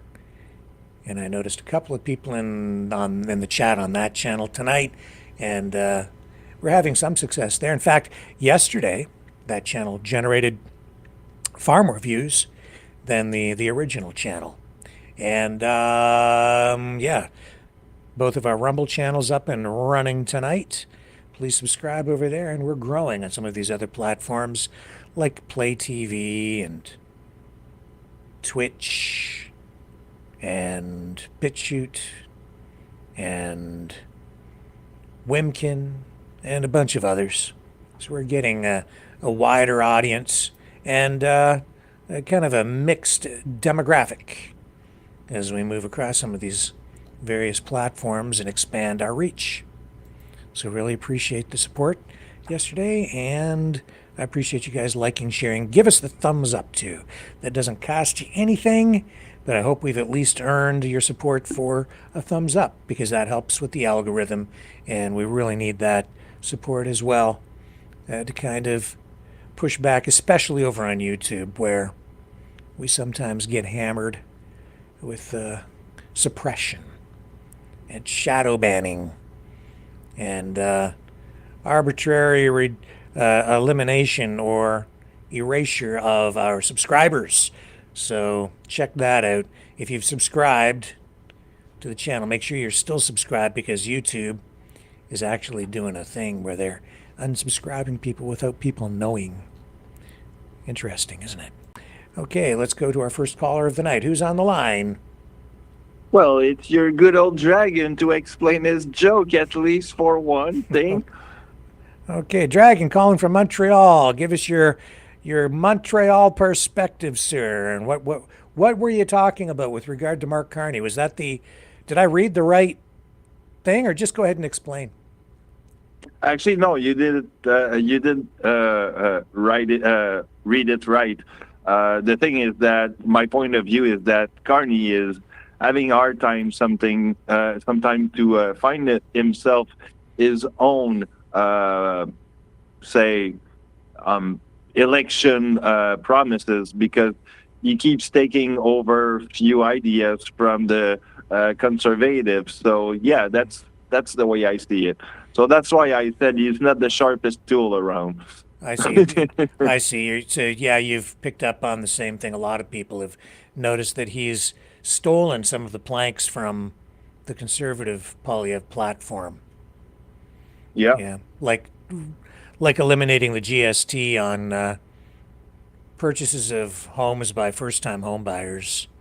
That's directly taken from the conservative playbook on new home construction, that's for sure. Yeah, well, I mean, when you come around on that turf, you need to be, I think, original with what you come up with. Actually, Canada's kind of known for that. Our politicians have always sort of rated each other's platforms when it comes to elections. There's a long history of it. They don't like to admit it, of course, but it becomes painfully obvious when they steal each other's stuff. I don't really have much of a problem with it. I kind of think it's healthy, actually, because if somebody has a good idea, I think it's good for the country to have somebody sit there and say, well, you know what? I like that idea. I'm going to steal it because it's a good idea, regardless of the political stripe. But if you get too entrenched in your ideology or your party politics, and you become so obstinate that you're absolutely not going to take anything from the other side, I'd rather, honestly, between you and I and everybody out there in the world, I'd rather see the politicians stealing ideas from each other to just make effective policy that benefits Canadians. And I think that it goes on both sides all the time here. Less so in the States right now, though. It's like, and I think that this polarization in politics prevents some of that from taking place, because it's like, whatever that guy says, I'm against it. But I don't know that really gets us to a better place. Do you have any further thoughts on that, Dragon? Well, yeah, what you said yesterday about what Carney, for example, what he says about the home crisis and how he wants to probably direct the problem, there's some good in there, that's for sure. Mm-hmm. But does everything sounds good for everyone? That's the problem. And this is where people is going to put their decision, I think, on the election. To be fair, I think there's something about, I think that when someone takes too much ideas from somebody else, the thing is that it does probably kind of, how can I put that? Say that you're kind of trying to infiltrate the people's minds, or manipulate the people toward you, and that this is where you kind of trap people, where you can do whatever you want at the end of the day when you get elected. This is where I think there's the trap behind taking basically the same ideas than your opponent. But that's just my opinion, I think. So what you're saying is you think that, like, they're taking these ideas and putting them into their campaigns, but you don't think they're actually going to follow through with them because they maybe don't really believe in the idea. They're just saying it to get votes. Is that really what you mean? Yeah, well, for most of the part, yeah. And depend on what you vote for.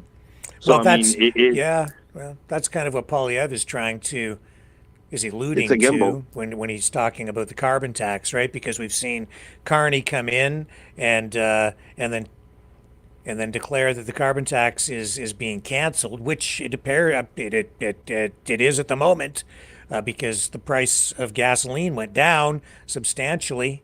Like I said the other day, my dad bought gasoline for like $1.12 per liter, down from, it was around, sometimes around here it's been up at like $1.60. So it dropped that much because those taxes were taken off. But yeah, it may just well be an election ploy after the election. Honestly, I think it, regardless of who gets in, the price is going back up. And even if the Conservatives don't give us a carbon tax, my guess is they'll find some other tax to slap on things, because one way or another they're gonna need revenue. But I guess, traditionally, normally, and I think in this case too, you probably are going to get less tax from a Conservative government than you would from the Liberals. Your thoughts?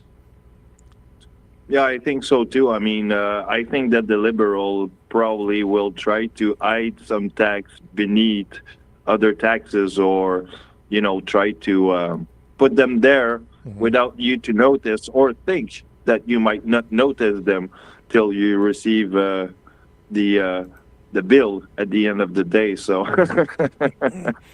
Yeah. Well, they always try to buy your votes, these politicians, right? When you get into an election cycle, especially Liberals, they like to go out and spend the money and throw money around, and announcements of funding for this and healthcare for that, and social supports for this, and yeah, they like to buy your votes with your money, your tax dollars, and they do it every election in a sort of a roundabout way. That's what the tax cut at the gas pumps is all about. But I'll take it any way I can get it for now. A substantial price drop, that is for sure. right on. Yeah. And I mean, you also brought a good point earlier, right? With Trump, basically what he's doing with the tariffs and the way he's coming up with them, and then just, put a break on them and so on. It kind of, I don't know why, and I'm not an economist like you, all right? I'm way not an economist, but it kind of reminded me that of what happened probably in 2008, if my memory is correct, when we had a certain crisis, economically speaking, and people were actually, there were some tariffs. The tariff was not the problem at that point in time, but the idea of the tariff was creating some insiders trade, like the one that we've probably seen. And this is how the big bucks and the big rich people became richer, and the poor even poorer. Yeah, no question about it. Like anytime you get a crash or a big market correction, even that the the big money people move in, and you just watch them, and they just seem to know when to sell, and then they just wait till it gets to close to the bottom, and they just know when to buy, and then they ride it back up real quick to the top. That's what's going on here today. Yeah, But, like we like to say, it's buy low, sell high. So basically, some people like you and I that was probably having some trades or some economy in some of those company. Well, we were probably selling at a lower price because we were fearing of losing everything at the end of the day. So yeah, this is kind of, it did contribute a lot into the crisis. Yeah, 2008 was a totally different animal, though. I remember 2008 pretty well because I was running my little media company while I was still working in television, and instantly, like when that crash happened in 2008, it became incredibly difficult to run the business because there was no advertising revenue. It just dried up like overnight. And so just to do a program, it just instantly put me behind the eight ball. So many people were in a really tough position, even here in Canada, with their businesses because of what happened. But that was really sparked by a housing market bubble in the United States, and that was all about over leveraging. It was about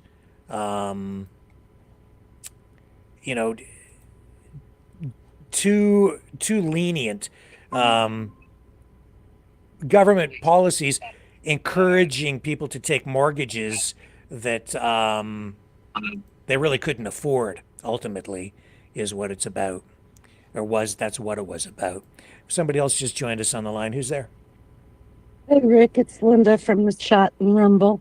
Hey. I like to say hi to all of my guys out in the chat. You've been really good.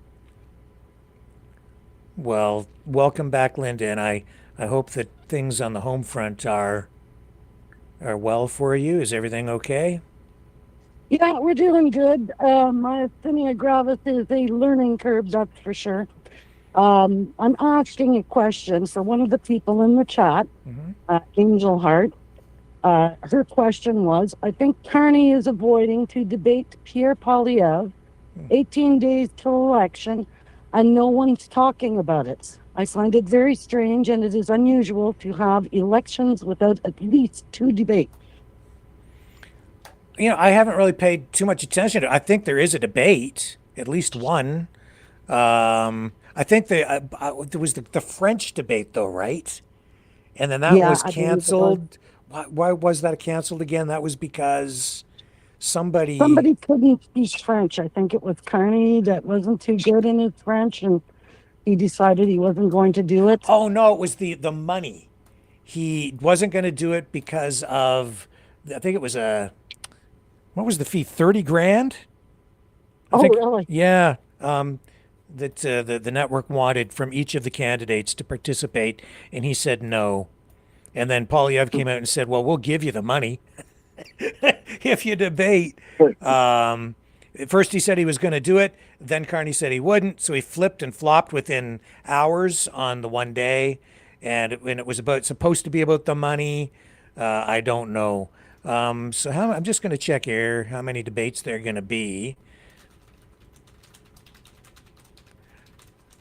You're very welcome, Angel Heart. I see you in the chat. Just finding out here.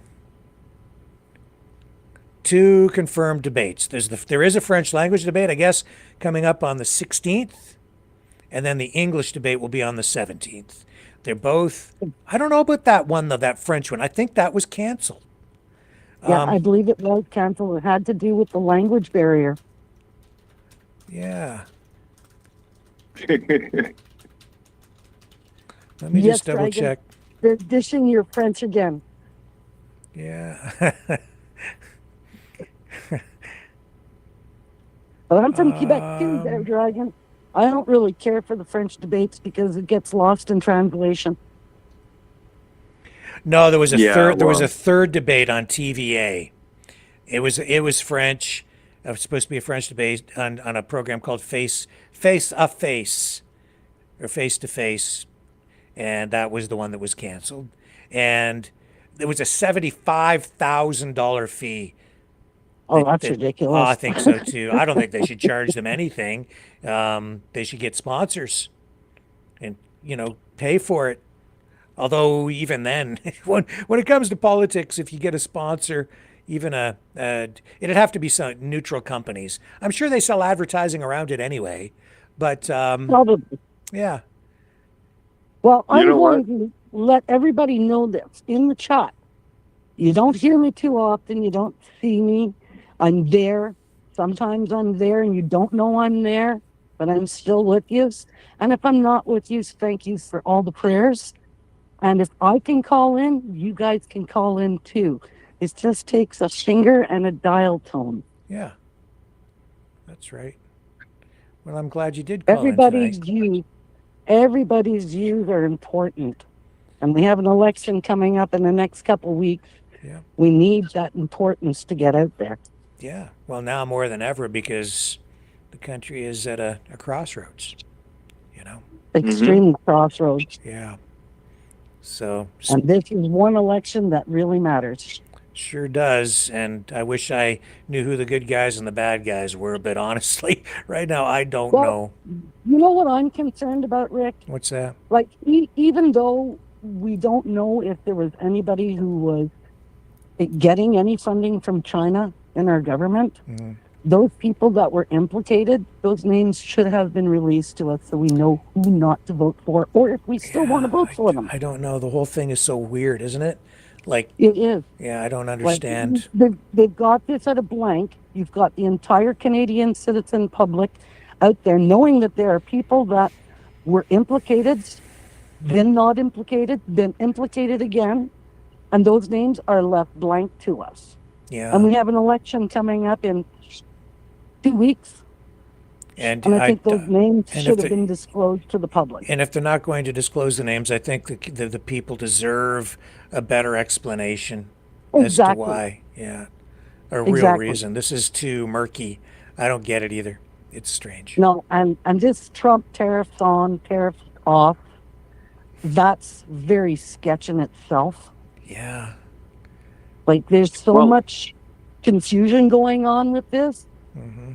That Remember what I said on the chat yesterday, Linda? I said something along the way that it smelled fishy. And why did I say that it was smelling fishy?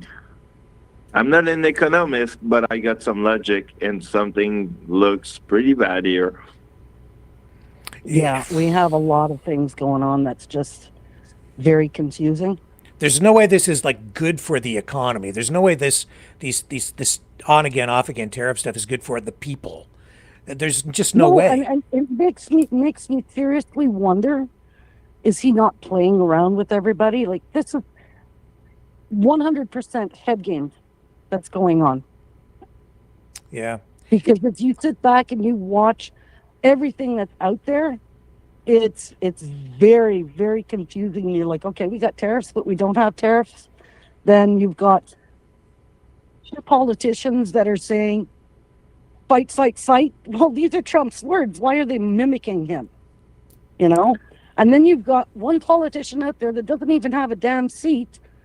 And he's like, the other countries, no tariffs. That doesn't make sense. I was listening to someone yesterday and actually on YouTube, and he said something along the way that, you know, what Trump is doing is basically creating uncertainty to help the market to crash to a certain degree, right? Well, But the thing is that's what that I'm seeing all over is the same thing, Dragon, is that they're literally saying that he's trying to assist the markets in crashing. But then at the same time, he comes back and pulls those tariffs back and the markets bounce back again. It's like, I can take it from you and I can give it to you all in the same shot. But at the same time, what it creates, like I was about to make the point too, is that it creates fears toward the one who has some incentive. So you don't want to buy nor sell. You're being I'm not basically afraid, though. paralyzed by fear of the uncertainty of the economy, that how it's going to crash or not. So that's how people now react, and that's why you get basically buyers or sell what we call a panic buyers or sellers. So basically, they buy or sell in panic.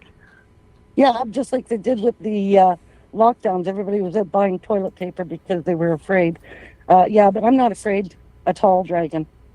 The way I look at it is these are politicians playing mind games on us all, and we need to be able to read between the lines of all of these people.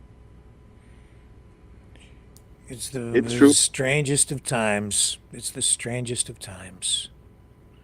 But I'm going to let you guys go, and hopefully some others call in.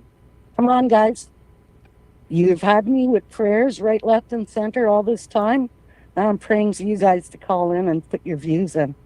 So have a good night, Rick. Thank you, Linda. And you too, Dragon. And Con, I want to hear some more calls from the chat and Rumble. You guys are the best chat I have out there. And you know yous are good at, you can chat up a storm in there. You can do it online. You can call in. Have a good night, Rick. All right, thanks, Linda. See ya. Yeah, it is weird, man. It's been like a yo-yo or a roller coaster, maybe a roller coaster with whiplash. I've never seen anything like this, and it just makes you wonder what the real motivation is behind a lot of this stuff, you know? Yeah, well, the first one that come in mind to me is manipulation of your mind. It's the way that, you know, people that have a lot of money to put into basically That had an 88% increase. Here, look at if you get a lot of money into that system, you might lose a lot of money, like win a lot. But that's the thing. They want to grab you by the balls with that. I have to say, I found this clip from yesterday, which I posted on our Twitter account. I found this really, frankly, distasteful, a little bit offensive, and it made me wonder about Trump because it just smacked of attitude. Let me play it for you. The first 4 years, we had the most successful country in history in terms of economics. We had an 88% increase in the stock markets. We had an 88% increase. There's never been any president that had an 88% increase. We had 88%, and there were a lot of happy people. And I think we're going to do much better than that this time, because this time I'm doing what I want to do with respect to the tariffs. I think we're going to do much better. And just remember the numbers. When you get up to $2 billion a day, $2 billion a day, they're saying, sir, can't be that, can it? I said, yeah, it can. It's the biggest transaction ever made. This is bigger than any deal. You guys, some of you work for companies. Your companies are peanuts. I don't care how big they are. Compared, this is the largest transaction in the history of our country. And don't let some of these politicians go around saying, you know, because I'm telling you, these countries are calling us up, kissing my ass. They are dying to make a deal. Please, please, sir, make a deal. I'll do anything. I'll do anything, sir. And then I'll see some rebel Republican, you know, some guy that wants to grandstand, say, I think that Congress should take over negotiations. Let me tell you, you don't negotiate like I negotiate. Congress takes over negotiating. Sell America fast, because you're going to go busted. You don't. I just saw it today. A couple of your congressmen said, I think we should get involved in the negotiation of the tariffs. So that's what I need. I need some guy telling me how to negotiate. I tell you, the happiest people in the world would be China. They wouldn't be paying 104%. I tell you, they'd be paying no percent. We'd be paying them 104%. That's the beauties. These guys, we got to be careful. And even the concept of it hurts your negotiation. When they see a little story like that, the other side, you know, it hurts your negotiation. And then the fake news wants to build it up, and it has no chance anyway. But we have to remain united. As I defend workers... It's just, is that what he wants? He wants people to like just bow down to him and kiss his butt? Like, is that what this is about? Like, it's bizarre. Well, look at it the way you sometimes you say it yourself. Listen to what he doesn't say. What did he say in that statement? Basically, he was giving you the layout of what he's doing. He's playing with the market and making the big buck with it by taking $2 billion, he said, in one day. Yeah, and if it's such a great thing, then why did he pause them for 90 days again? Like, and this is like one day to the next, right? We're going to take in this. It's a great thing. It's the best thing ever. We're going to take in $2 billion a day. It's the best deal I ever made. And then the next day, oh, well, we better pause them for 90 days because it's such a great idea. We better put it on hold. It doesn't make any bloody sense. And then this also here, this is like, let me see if I can get this up on the screen for you. In fact, you know what? Oh, I just screwed that up, didn't I? Wow. What did I do there? Hang on.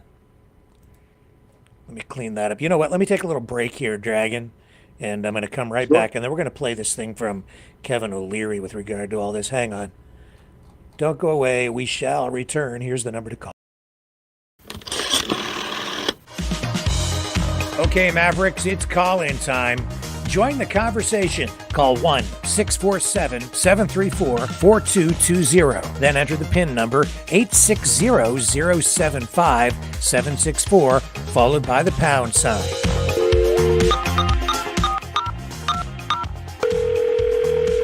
Exercise your right to free speech. Call 1-647-734-4220. Then enter the PIN number 860-075-764, followed by the pound sign.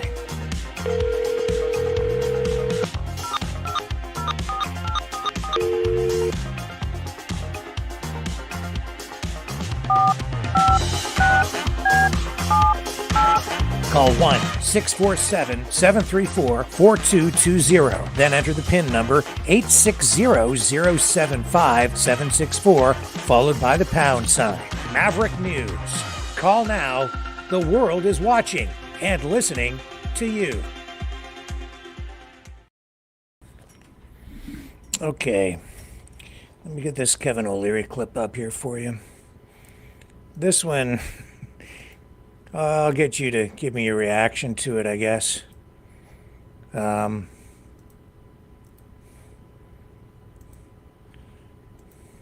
we go. So here's O'Leary on tariffs in China. 104% tariffs in China are not enough. I'm advocating 400%. I do business in China. They don't play by the rules. They've been in the WTO for decades. They have never abided by any of the rules they agreed to when they came in for decades. They cheat, they steal IP. I can't litigate in their courts. They take product, technology, they steal it, they manufacture it, and sell it back here. Never has an administration. 400% tariffs? What would that look like? I want Xi on an airplane to Washington to level the playing field. This is not about tariffs anymore. Nobody has taken on China yet, not the Europeans, no administration for decades. As someone who actually does business there, I've had enough. I speak for millions of Americans who have IP that have been stolen by the Chinese. I have nothing against the Chinese people. They brought great literacy, art, and tech to the world. The government cheats and steals, and finally, an administration, you may not like Trump, you may not like his style or his rhetoric, finally, an administration that puts up and says enough. 400% tariffs tomorrow morning. He'll tell you why. Xi can only stay the supreme leader if people are employed. If we wipe out any business there, because we are still 39% of all consumables on Earth and 25% of the world's GDP, America is the #1 economy on earth with all the cards. We will not have that forever. It's time to squeeze Chinese heads into the wall now. Well, I'm hold not on talking a about second, tariffs. Kevin. Well, I hear you, but hold on. If we're talking about people the average consumer, not necessarily the head honchos of businesses all across the globe. Can they withstand the pressure of that sort of tax on the goods? It's short-lived. There will be. But what's your timeline compared to, you don't know the average American's timeline, what they can actually survive. There's people right now who can't survive 400% tomorrow morning, cheese on an airplane to Washington to cut a deal. What do you think? Yeah, well, she made a good point. I mean, if you do tariff of 400% or whatever to China, consumers ain't going to buy anything. And so that's no good. You can't do that. To a certain extent. That's a great way to get clicks, get people to watch, build ratings, to say things like that. But a 400% tariff across the board, if that's what he's really talking about, forget it. You can't do that with China, especially not right now, because too much of what the United States consumes comes from China. You can't do that. And I mean, heading in, to the election, the presidential election, I was okay with the idea of Trump tariffs because I thought what we were going to get was targeted tariffs against particular products that were identified as products that were being dumped into the U.S. and maybe the Canadian markets, things like electric vehicles, which are unfairly heavily subsidized in China so that they're priced actually below the cost of production in order to make them, so cheap that they flood the market here, and they're aimed at really putting or like destroying the auto industry here. That's really what they're trying to do with that, but to do it across the board with everything. Now, also, there is justification for going after China on many of the issues that Kevin O'Leary illustrates in his little soliloquy there. Because the Chinese do steal, right? They steal technology, they steal patents, they violate copyright and patent law all the time. They don't care. They're immune from prosecution. They produce all kinds of goods after they've stolen this intellectual property and then they sell it around the world. So there's justification for retaliation there on those fronts. But at the same time, you have to be realistic because it's not China's fault that they built their economy the way they did and that they've developed their manufacturing base. It's largely the fault of the United States itself and Western countries because we have outsourced production to them.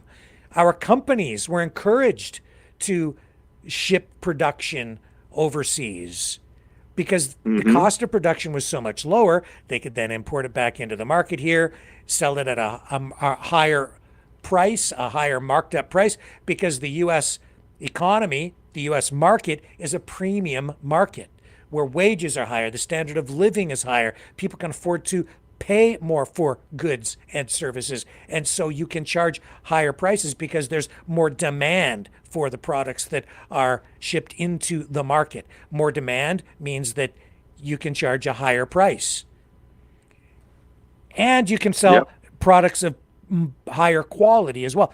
So it's not the fault of the Chinese. It's not the fault of workers in Vietnam or Mexico or Cambodia that they're working in these factories producing these goods at super low cost, working honestly for a fraction of what US and Canadian workers are willing to work for. It's our fault because we consume the goods that are super cheap. If it wasn't for them, we'd be paying a whole lot more. And Trump is just upsetting the entire apple cart. But he's saying that it's their fault, that he's going to punish them because they've been ripping off America. No, everything we've been consuming, in large part, we've been consuming it in a lot of ways because of debt financing. We're buying it on borrowed money and then blaming them for it's a crazy idea what he's saying. that all being said, there are other ways to fix the economy and even the trade imbalance without just taking a wrecking ball to everything. You don't have to do it this way. And I don't even know what this way is anymore, because it's not just the tariffs. Now it's like on again, off again tariffs. It's like doing this in a car, like putting your foot on the accelerator full blast and then smashing on your brake, and then putting your foot on the accelerator again and then smashing on the brake. It's no way to drive a car. It sure as heck isn't any way to run an economy or a country. It doesn't benefit the people, but as we've alluded to, in this program tonight, I think it does benefit some really rich people who know when to buy and sell stocks. That is blatantly clear here, that what Trump is doing is, this is the guy who's worried about rigging everything, rigging the election. He's the one rigging everything. He's the one doing it. He's doing it right in front of us. It's just right out in the open. And he's telling the world, look at what I can do. I can make the market go up. I can make the market go down. I can control this country. And look at me. I'm so powerful. Other countries actually have to come here and kiss my you-know-what. Well, that's not good for the people, man. That might be, great for your little ego there, but that's not good for the country. Look at the damage he has done, Dragon. It's because, the market's coming back up, but look at the cost to even the auto companies because of the uncertainty. Stellantis shut down its Windsor factory for 2 weeks. You have a lot of Stellantis workers laid off in the United States because supply chains have been disrupted. That costs these companies, hundreds of millions, if not billions of dollars in inefficiencies. It makes these companies less competitive on the world market because they're turning their production off. Now they're turning it back on again, off again. They don't know where to invest. They don't know whether they should be building more plants in the United States or if they are going to be okay and continue to produce in Canada and even Mexico because the supply chains are going to be maintained. It isn't clear from one day to the next. So who the hell is going to build a plant in the United States anyway? Because you don't even know. He can provide the incentive and/or / the penalty using the carrot and sticks presented through tariffs in order to get these companies to try to build factories in the United States, but they're still not going to do it if you're putting the tariffs on again, off again within days. Who would invest, X billions of dollars or hundreds of millions of dollars in a project if 6 months from now, all the policies from the government could change 180 degrees? I wouldn't. I'd just put everything on pause, maybe for 4 years until you get somebody else in there and you get more stability. Markets don't like instability. And this ultimately will cost people their jobs if this continues any length of time. The instability, or even if he just leaves the tariffs in place, it's just crazy. It doesn't actually make sense. And this is not, 4D, 5D, 7D Trump chess. He's not that smart. This is, well, maybe he is, but in a sinister, evil way, maybe. This is not good. It is not. And if you had the fact that you can mechanize basically the working force like you laid out yesterday, you're not going in a good direction when you want to have some people working, because they're going to be working for probably 6 months, and then the machine's going to take over. Well, like we said last night, the factories of the future, even if they did repatriate production, manufacturing, the factories that are set up here are going to be more automated than ever, and in some cases may not have any workers other than a few maintenance staff once they're constructed. And any of the construction jobs, the millwrights, the electricians, the carpenters, the just all the different workers to build these factories, all those jobs, once those places are built, they're built. It's the long-term jobs is what you're really after. And they're not going to be there really, but We got into this a little bit last night. Automated factories, I can understand why any country would want automated factories back on their domestic soil, because then that productive capacity adds to your GDP, your gross domestic product. And once you've got that productive capacity within your borders, you can then tax that and use that tax revenue to fund your social programs. And even though they may be automated, once we get into the future, it's going to be much better to have an automated factory producing domestically than to have an automated factory in another country someplace producing goods that you then have to purchase. But if you don't have the ability to tax that in some capacity, like tax it as a product produced by you, for you, through you, domestically, you want those funds to stay local, like inside your country. You see what I'm saying? You want that productive capacity also.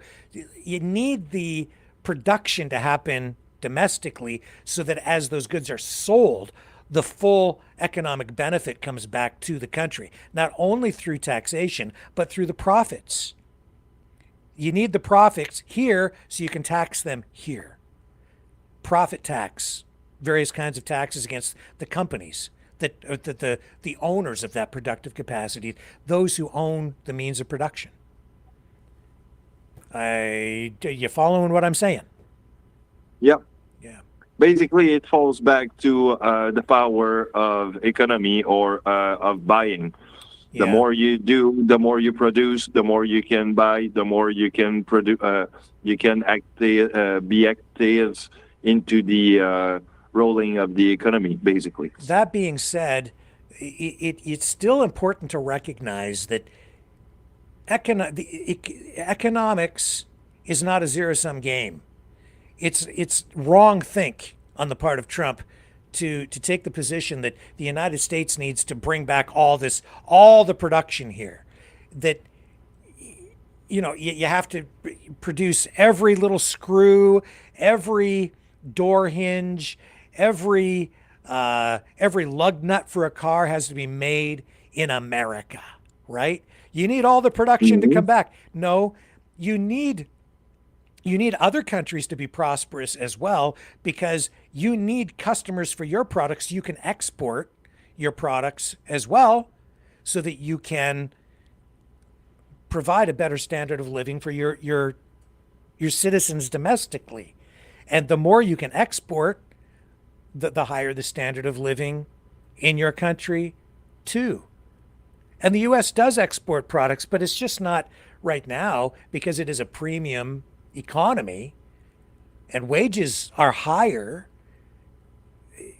The United States produces like really high-end product in a lot of cases, not the least of which is arms, weapons, fifth generation warfare, fifth generation fighter jets.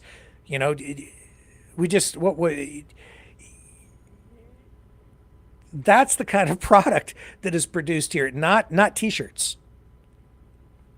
But if he's focused on just bringing T-shirts back, and people think, what do you want? You want Trump to set up sweatshops so that people can work here for $2 a day or $1 a day, like they do in those other countries?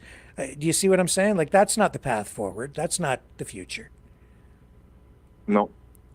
So, anyway, I'm babbling at this point. So, that being said, we're now up to the top of the next hour. So, Dragon, I'm just going to throw it over to you, sir, for a final thought tonight. And then we will wrap up with whatever song you pick to close off the program this evening.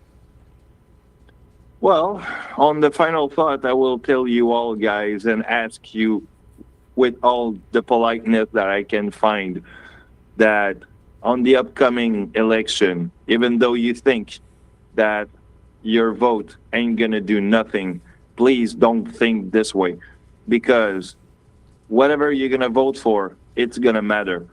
And if you want something to change, I'm not gonna tell you to vote for Poilievre or to vote for PPC or whoever, but I'm gonna tell you, just vote.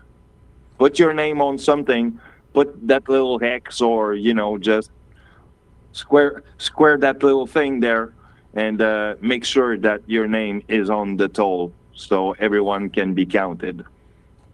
There you go. So what's your musical request for this evening, sir? You know what?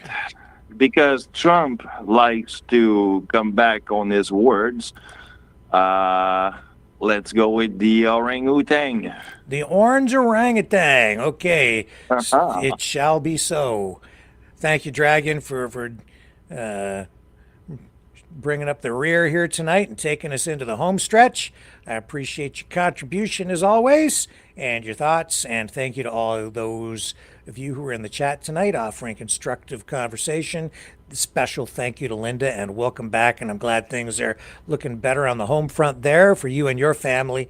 And to all you and yours, thank you, thank you, thank you, and very humbling, I have to say, the words of support from yesterday. I will see everybody back here tomorrow night, 7 p.m. Eastern, on the flip side.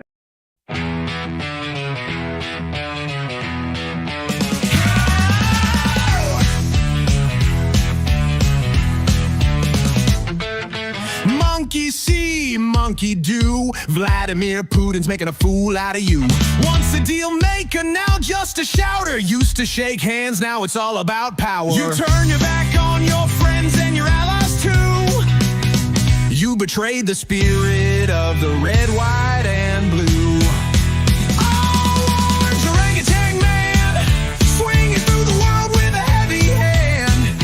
Tearing up treaties, slapping on tariffs, throwing tantrums like a billionaire sheriff. Tell it down, don't stop it, man, you beast, you critter. Orange orangutan man.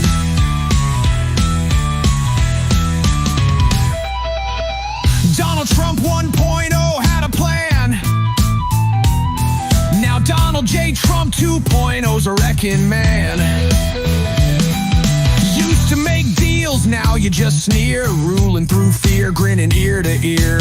Canada's not for sale, Greenland ain't yours. Gaza's not a playground, quit making wars. Bluffing and puffing with the wig on tight. Acting like a boss, but you lost the fight. The art of the deal, man, that ship sunk. Now it's all about rage and a nuclear funk.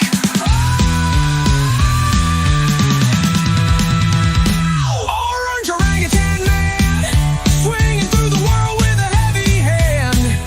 Tearing up treaties, slapping on tariffs, throwing tantrums like a billionaire sheriff. Dial it down, don't stop it, man, you beast, you critter.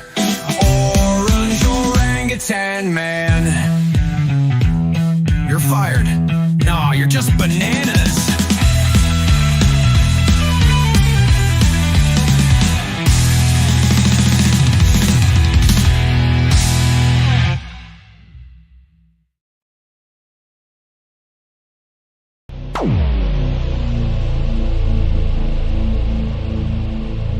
This has been a Maverick Multimedia production.